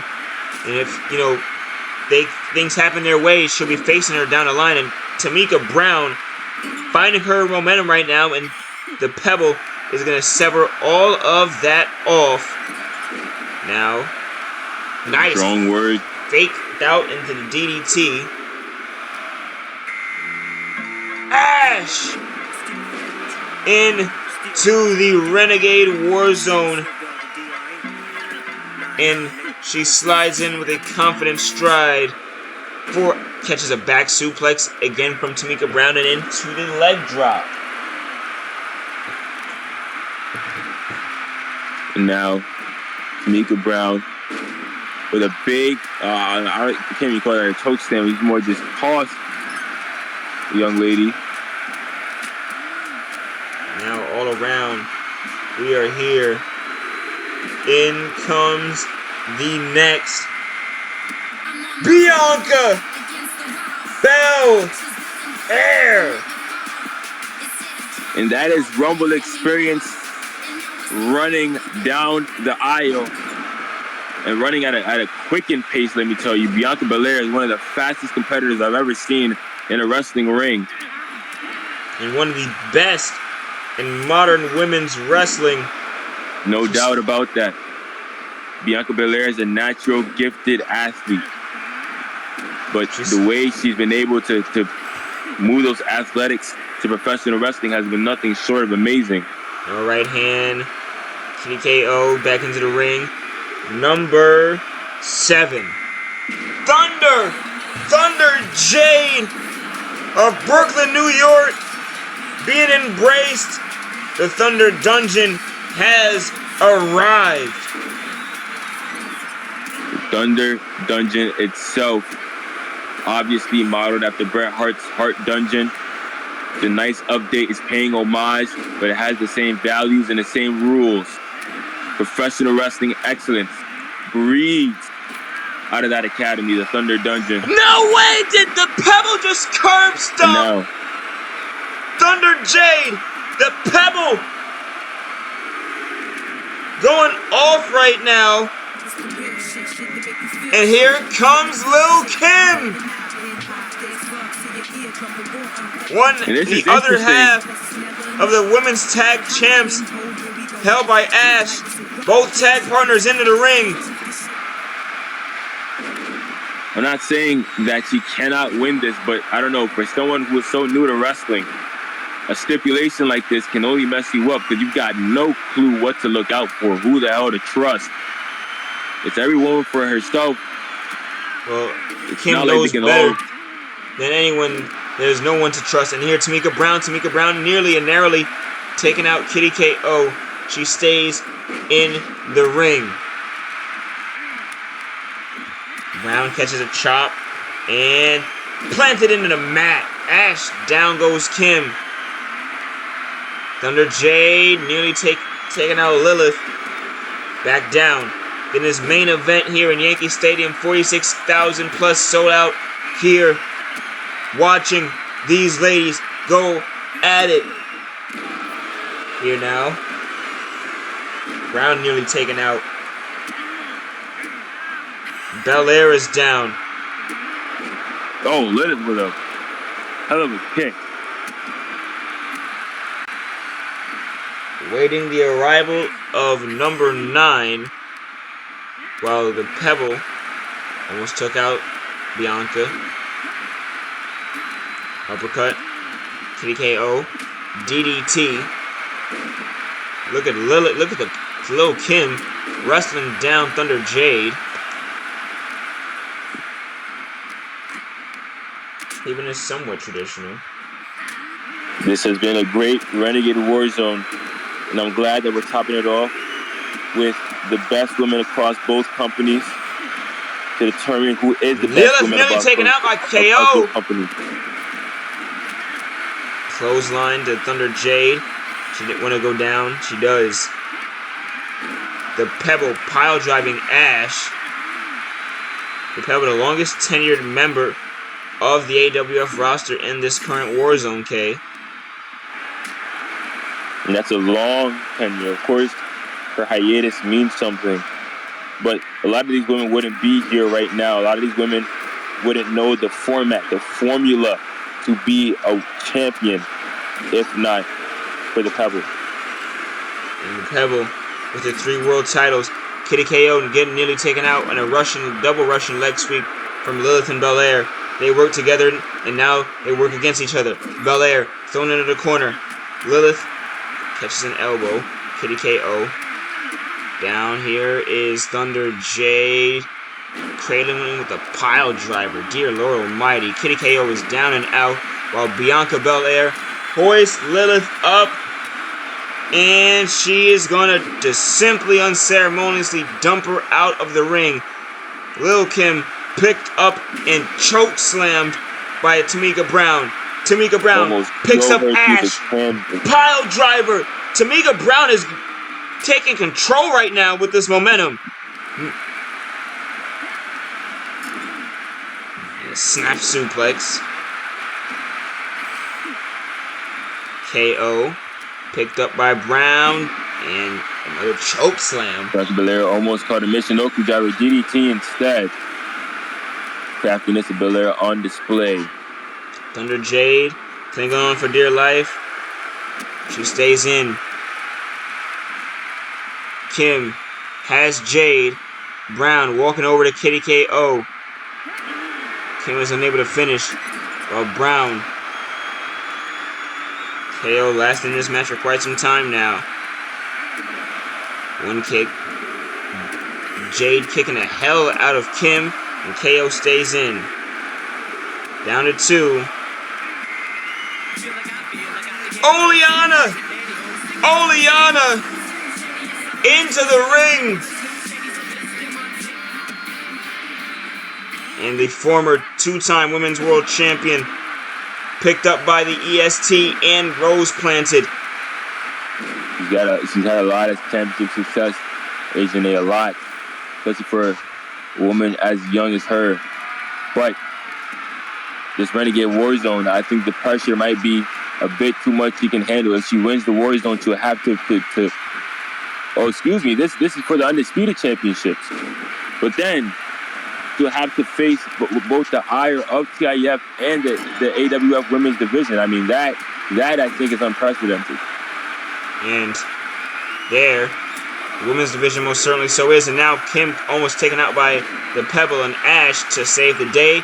Ash and oh my goodness, Kitty KO just took out Tamika Brown, and well, down goes the Iron Woman of this matchup. The Pebble could be next, nearly taken out by Thunder Jade. Ash, and now it's Oleana. Oleana and Bel Air squabble up, and Kim and the Pebble go ringside. At the same time, Kitty KO now finding her stride. Oh my. Bianca Belair Down is goes just Jade. muscling around. Muscling around Oleana, and a KOD to Oleana. 2-time women's champ. Jade gone. Oleana gone. The ring is getting cleared out right now. Belair here. Bianca! Brass knuckles from Ash. The Tipville blood never dies. I mean, Belair. it's legal, and it was going to be a woman to do it. It was going to be Ash. The ring literally cleared as Queen Spears makes her way to the ring. And Kitty KO out of nowhere. Into the ring is Royal Rumble winner. number 10. Nearly went for the big boot.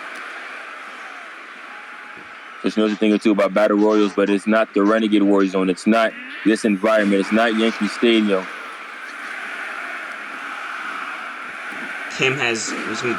Spears has yet to win a World Championship, having a Divas title runs. And Chocolate of Tipville, USA. We saw the luck that they had earlier. And to my knowledge, there are no members of Ruination that could enter this matchup, so it appears they're good. And here, Chocolate immediately going for Ash. Ash stays in. That could be the demise of Chocolate if she's not careful. Never know. They could recruit somebody to their rank. They're known for their Rumble match debuts. And here's nice drop kick. Ash picking up Kitty KO. Goes out of the way. The lock up. Mary Mathers into the ring for the first time. And I do mention again, first time in a match, and she's met with a Queen Spears DDT. Ash torpedo straight to Chocolate. Spears could be taken out by Ash. She stays alive. Mary Mathers sending Ash out of the ring. Kitty KO tried to capitalize. Mathers, oh my goodness, look at Mathers ducking and dodging with a slide. Oh, neck breaker. Smooth transitions Fear. into the ring. Kira Silva, AWF Divas Championship. Divas Champion into the ring. And this might as well have just became an all-out unifying match of Divas Champion. Silva wins, K. She becomes a 3-belt holder. And now a neck breaker. Silva's in, and with those damn heels. I want to live in. Oh my, and there Ash, low blowing Silva. And I'm afraid that an environment like this is only the Devil Princess's playground. Look at that, oh my. Oh, Ash! Ash takes out Silva in record time! Oh my, and a cut and a big kick right to Kitty KO from Chocolate. The Divas Champion taken out of the matchup, while Chocolate, with incredible strength, getting control. Blue Ivy into the match with those right hands. Kira Silva, vehicular terrorist, going up and away. She is gone. And Mathers backs up. Oh, Ash tried to catch Spears with a drop, with a clothesline. Lock up Spears. Spine buster. Mathers could be gone. Mathers stays in. Kira Silva's gone. There's okay. Good, we're having a nice day. Serena! Clothesline from Blue Ivy to Mathers and Ivy. The resident daredevil. And it sucks that her partner, the woman she won the tag team championship with, Thunder Jade, is no longer in the matchup. They could have formed a momentary alliance, even though it's every woman for themselves. We're in a fun final 2. And Mathers is going to take Serena for a snap soup. Goodness! Spears like a freight train. Down goes Mathers.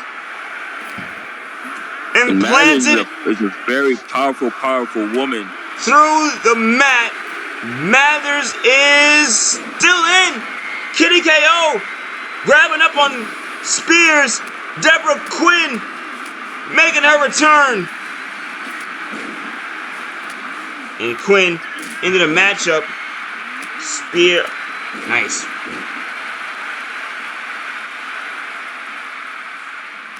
Blue Ivy stalking Chocolate. Queen Spears launch. Down Blue Ivy. Body slam. I think Blue Ivy should have taken that opportunity while she still had it and tossed Chocolate over the top rope. It's not me advocating for the elimination. Quinn's gone. I'm just saying. Deborah Quinn taken out by Queen Spears.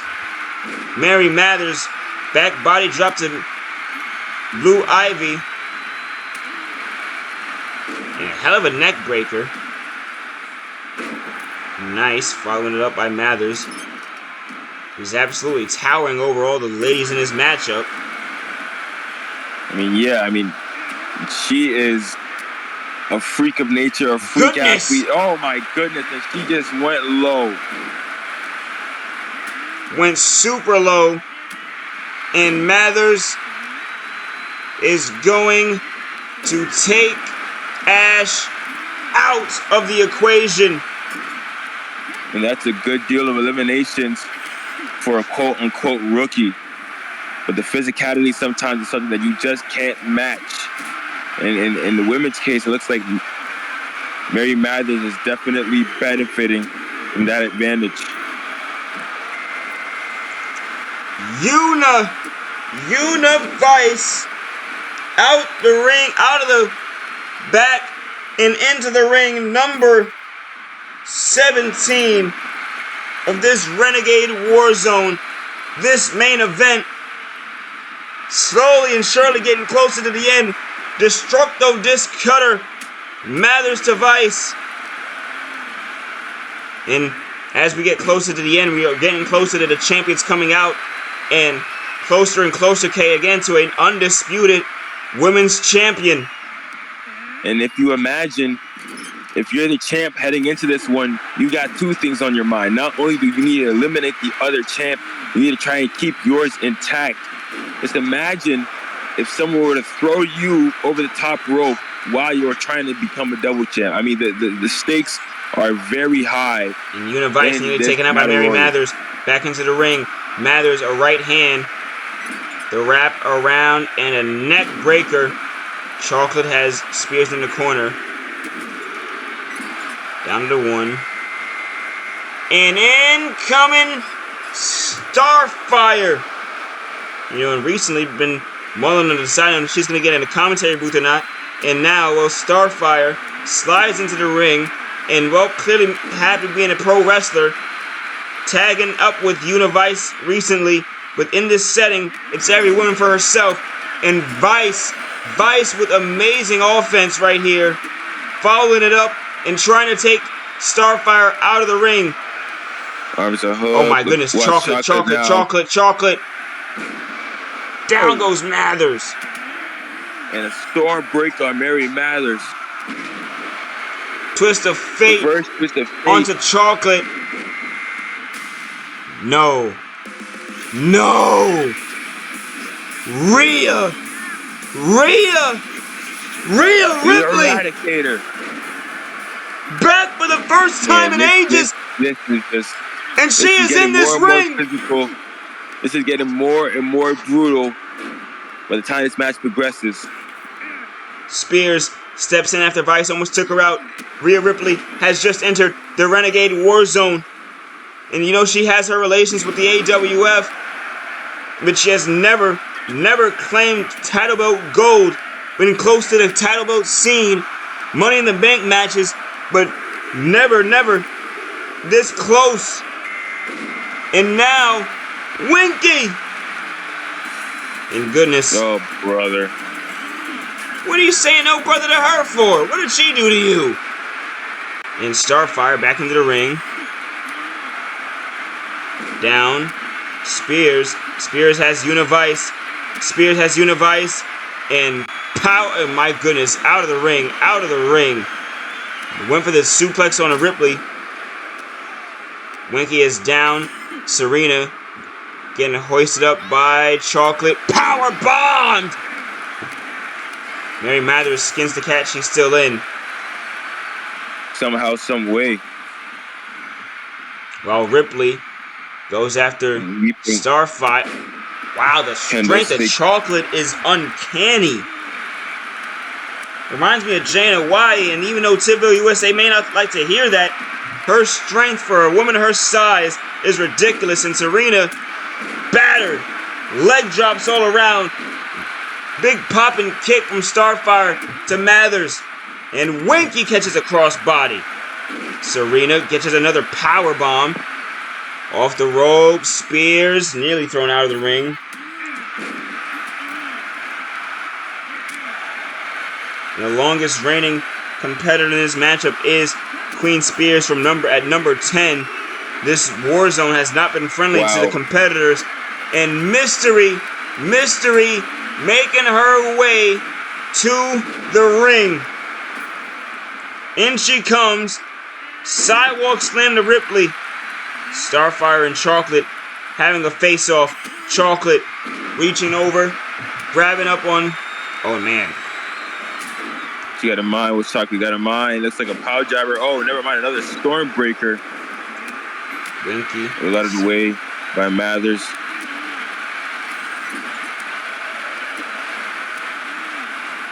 And now, Winky going up. The electric chair. Reverse electric chair from Ripley. Mary Mathers. An elbow to Serena. This very, very crowded ring we have. And now it looks like there's an eviction notice. Ripley getting caught up. Almost took out Serena, but she is too smart for all of that. Serena has Mathers. Serena going up, and Mathers is gone! She got her. With the leg strength, Mary Mathers is out of there. The Serena veteran was the culprit. Spears wraps around Serena for a DDT. Spears. Spear to Mystery. Those two facing off. Those damn gladiators. Oh my goodness, and a hell of a big boot from Chocolate to Ripley. Serena Spears is trying to take out Mystery, but she's getting all sorts of help from every which way. Twist of fate from Serena to Chocolate. Down goes Ripley clotheslining Chocolate. Ripley just stormed over there. Belly to belly suplex. Winky off. Oh! Winky! Wow. Starfire's gone! But Ripley... And that was all over the top rope. And it certainly was. Serena could be next. She stays in. You know, I actually think that Winky might be Rhea Ripley's style. Well, just a little bit, but it's too bad they're on opposite sides of the Waiting TIF in for number 22, the enigmatic Violet, and Winky's gone. The enigmatic Violet slides into the ring, and goodness God Almighty, Kay, you know I believe it. Also, that is a woman. That's a woman right there. That is a woman. That is a. Listen. Let me shut my damn mouth. Here now. Goodness. Chocolate takes down the enigmatic Violet and Mystery. Going up and down, Serena. Chocolate utilizing her strength, her agility, and her... Oh, whoa, Mystery has Violet up, and no. Oh, whoa, Spears. Yes, dropping Violet. Don't know why Spears stopped that elimination from happening. Maybe she's just seeing red. And now it's... I mean, things can be disorienting. It's Miss... in the Renegade Warzone. Beyond D into the ring, K. The boss lady who owns the company, no longer booking the shows, but she's a competitor and can do this as she pleases. Spears, what a power slam. Serena rolling out of trouble. Ripley against the ropes. No one sees it. Serena attacking Chocolate, trying to stop her. Off the ropes. And so, nice slam. Ripley and Serena face off. Lock up. Back. Russian leg sweep.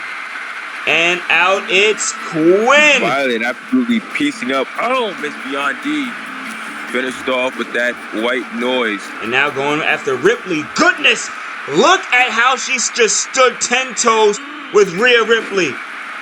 Still standing on her toes. Now going up. Nice. I don't think any of these women are afraid of each other. And even if they are just a tiny bit, what's dispelling that fear? Chocolate takes out Mystery. Neck toss suplex on Serena. They call themselves undisputed women's champion in just about a few minutes. Ripley out of the way. The enigmatic Violet and Ripley walk together. Mystery is gone, taken out just a little bit ago. And the ladies, down goes B, down goes Ripley, into the corner goes Serena. Violet's going after her, but now she sees Miss B. Miss B, the wrap around neck breaker. Flooded to the brim. And now... No. Rhea Ripley nearly took out Miss B. And it's Grace. Another sidewalk slam. Eliminated because of the firepower, because of the horsepower in the middle of that ring. The strength, the stamina, the endurance. And these competitors is really starting to show. At number 25, who could it be? Oh, it's the women's champion. It's the women's world champion, Angela, the first champion out at 25, and it's time to defend. We will be awaiting to see who is the last woman remaining. And I'm sure Angela will be too. Chocolate and Angela working together on Violet off the ropes. that it's her, but I mean, Angela has just walked in a slew of women, I think, who are poised to take her out at any moment. We got Rhea Ripley on one side, Miss B on the other.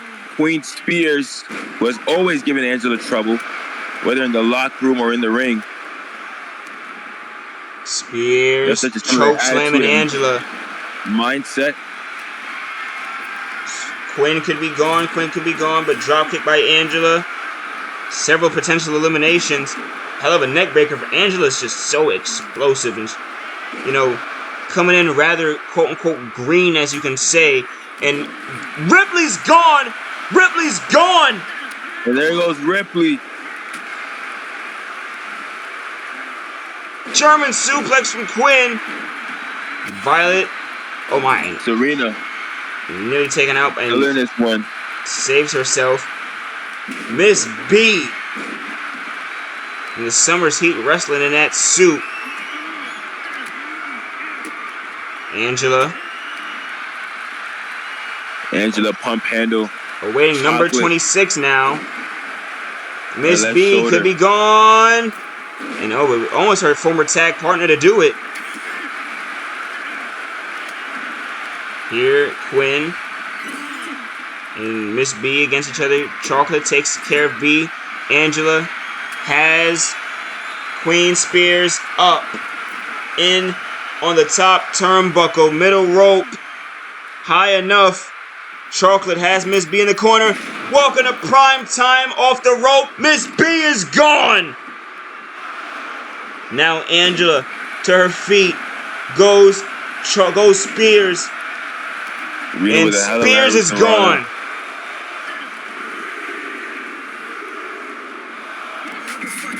Oh no. Oh, and now on and up next, Hollywood. The next person contending to break the record and continue on for what become a four-time world champion. And despite the chemistry that we see going on right now, I think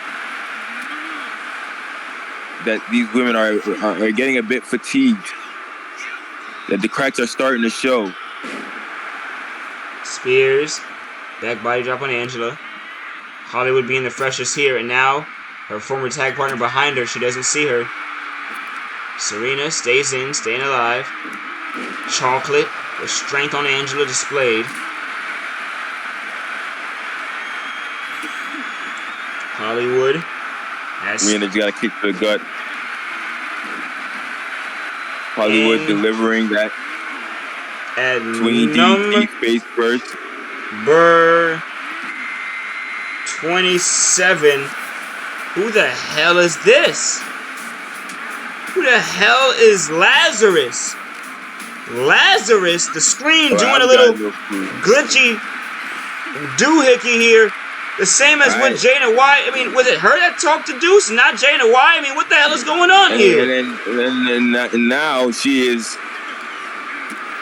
all over everybody right now. Angela, who is sprawled out on the mat, just got stomped from this Lazarus character. And Chocolate with a knee right under the jaw.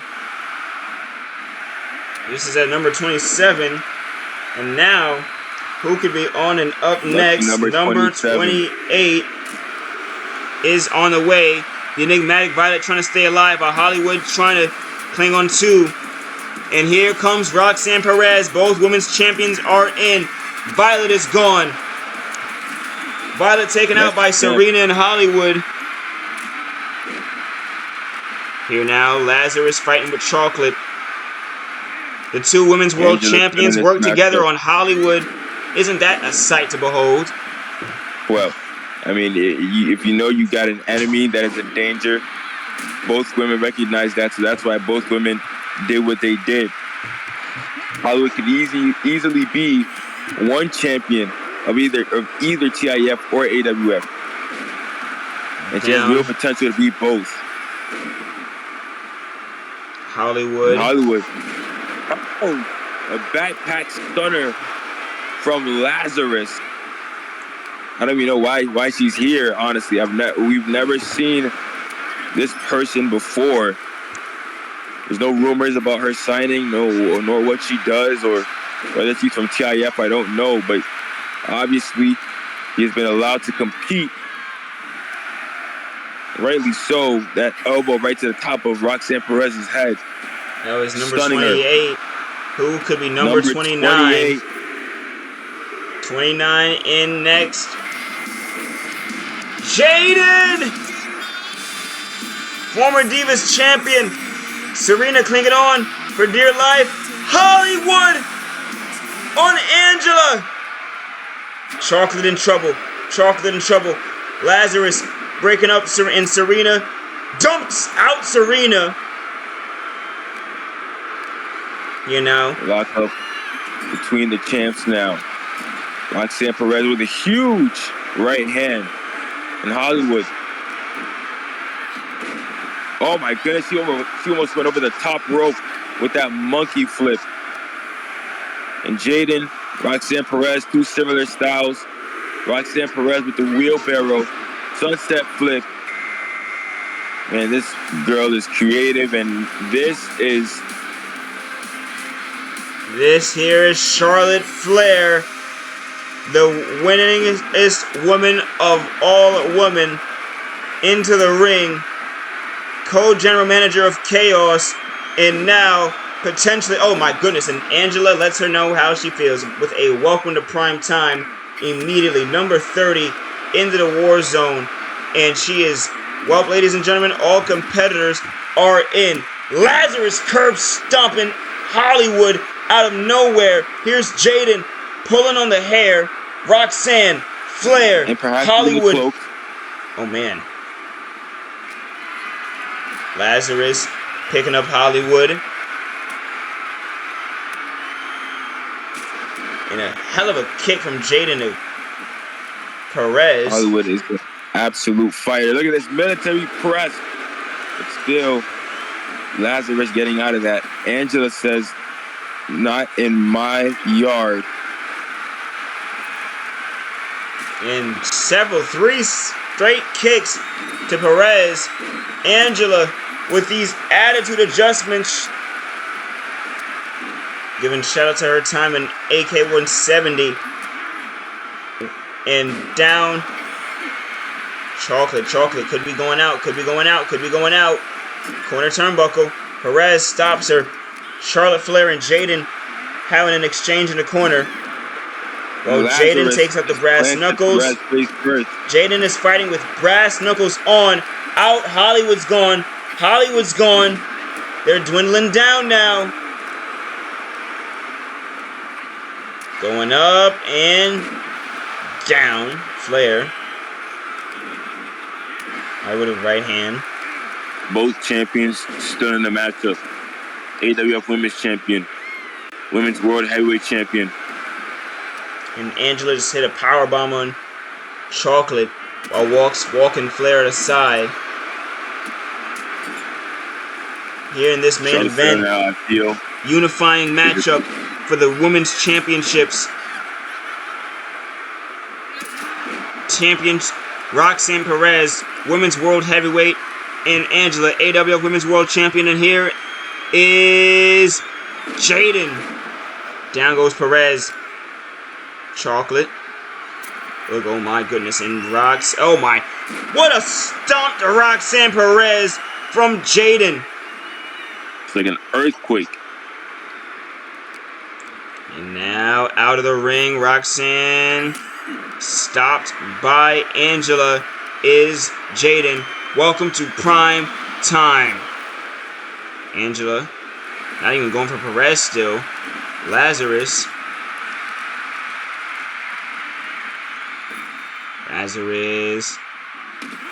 Oh my goodness.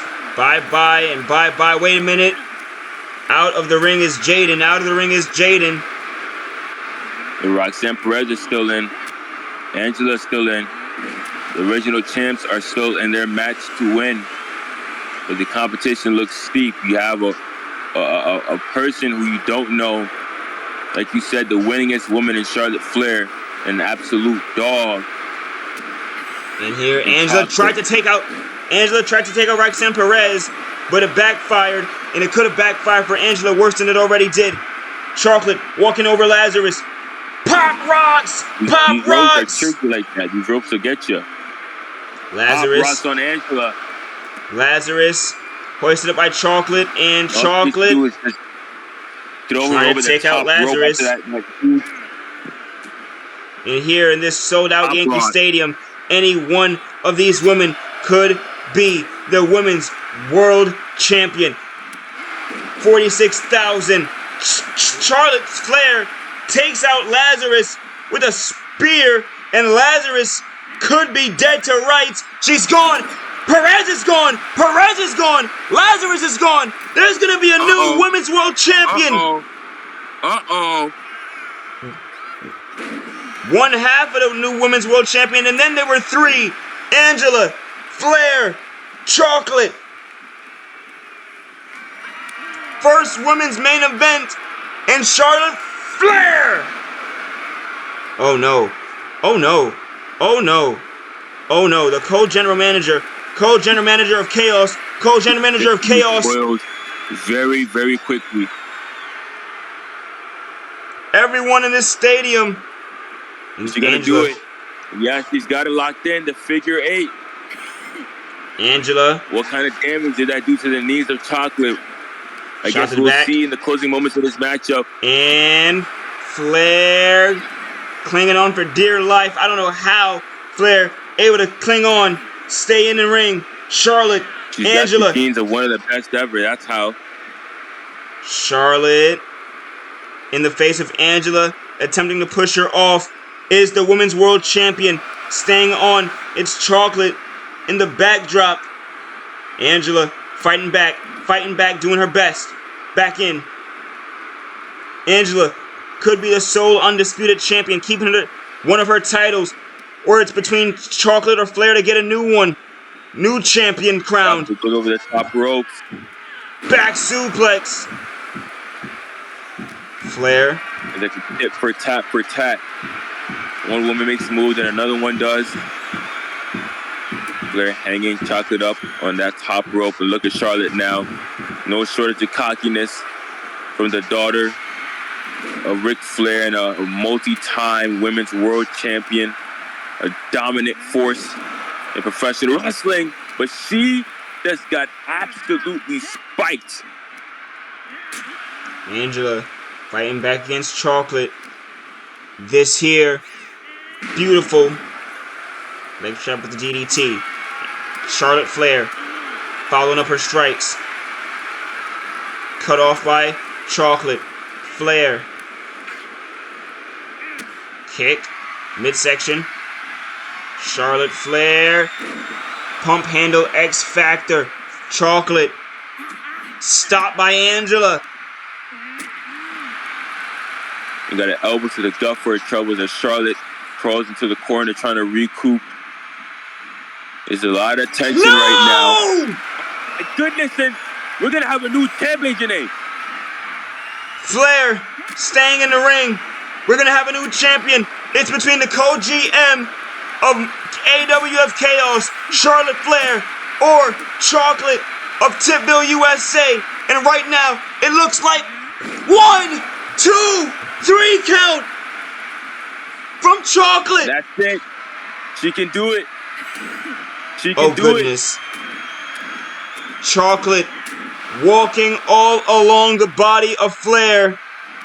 And she's not stopping. She's not stopping. After the 3 count, she is simply not stopping. I think after the 3 count, she had Charlotte unconscious, and those thumb strikes might have woken her up. And you might be right. Here's Flair nearly taking out Chocolate. Back into the ring. That was awfully close. Charlotte is crafty like that. Didn't get the handspring. Flair misses. Right hand. Chop. No. Charlotte Flair.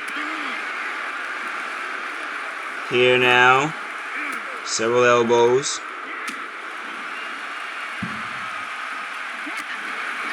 Charlotte and Chocolate. Chocolate getting these uppercuts in. Maybe a chance to Clean up the act. Bomb right now. No. And here it comes potentially. Chocolate. Flair in the corner. Or Chocolate plans what's next. Flair says enough is enough. She wants to get her own. Get a reverse on her. And it's Charlotte Flair thrown out. Chocolate is your new! Oh my goodness! She's got it! Tipville is back in business. Tipville USA is back in business. The first ever event of season 3. Tipville USA is back like they never left. You can call the wife of Tiptastic the first woman to ever unify both the World Women's Championship and the World Heavyweight Championship of TIF. And look at that. I'm sick to my stomach. Well, you shouldn't be. Tiptastic, I'm sure, is rejoicing, popping champagne. They're going to go for a night on the town. Maybe go to Soho. Have some lovely dinner. Congratulations to Chocolate and Tiptastic and all the rest of Tipville USA. We thank you from Agent A and K. We thank you for being here on AWF Renegade Warzone. That is your first Women's Undisputed Champion. Catch all the chaos and turmoil in the following AWF Chaos from Agent A and Agent K. What you gonna do? What you gonna do when they come for you? Bad boys, bad boys. What you gonna do? What you gonna do when they come for you?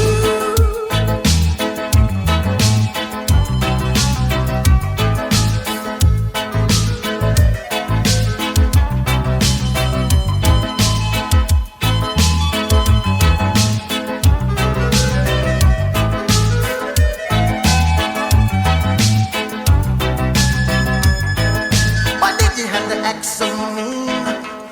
Don't you know you're a human being? Born of a mother with the love of a father. Reflection comes and reflection goes. I know sometimes you wanna let go. Hey, hey, hey, I know sometimes you wanna let go. Bad boys, what you gonna do? What you gonna do when they come for you? Bad boys, what you gonna do? What you gonna do when they come for you? You're too bad. You're too rude. You're too bad. You're too rude, yeah. Bad boys, what you gonna do? What you gonna do when they come for you? Bad boys, what you gonna do? What you gonna do when they come for you?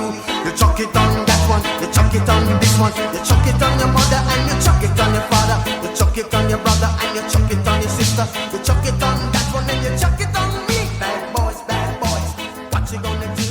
What you gonna do when they come for you? Bad boys, what you gonna do? What you gonna do when they come?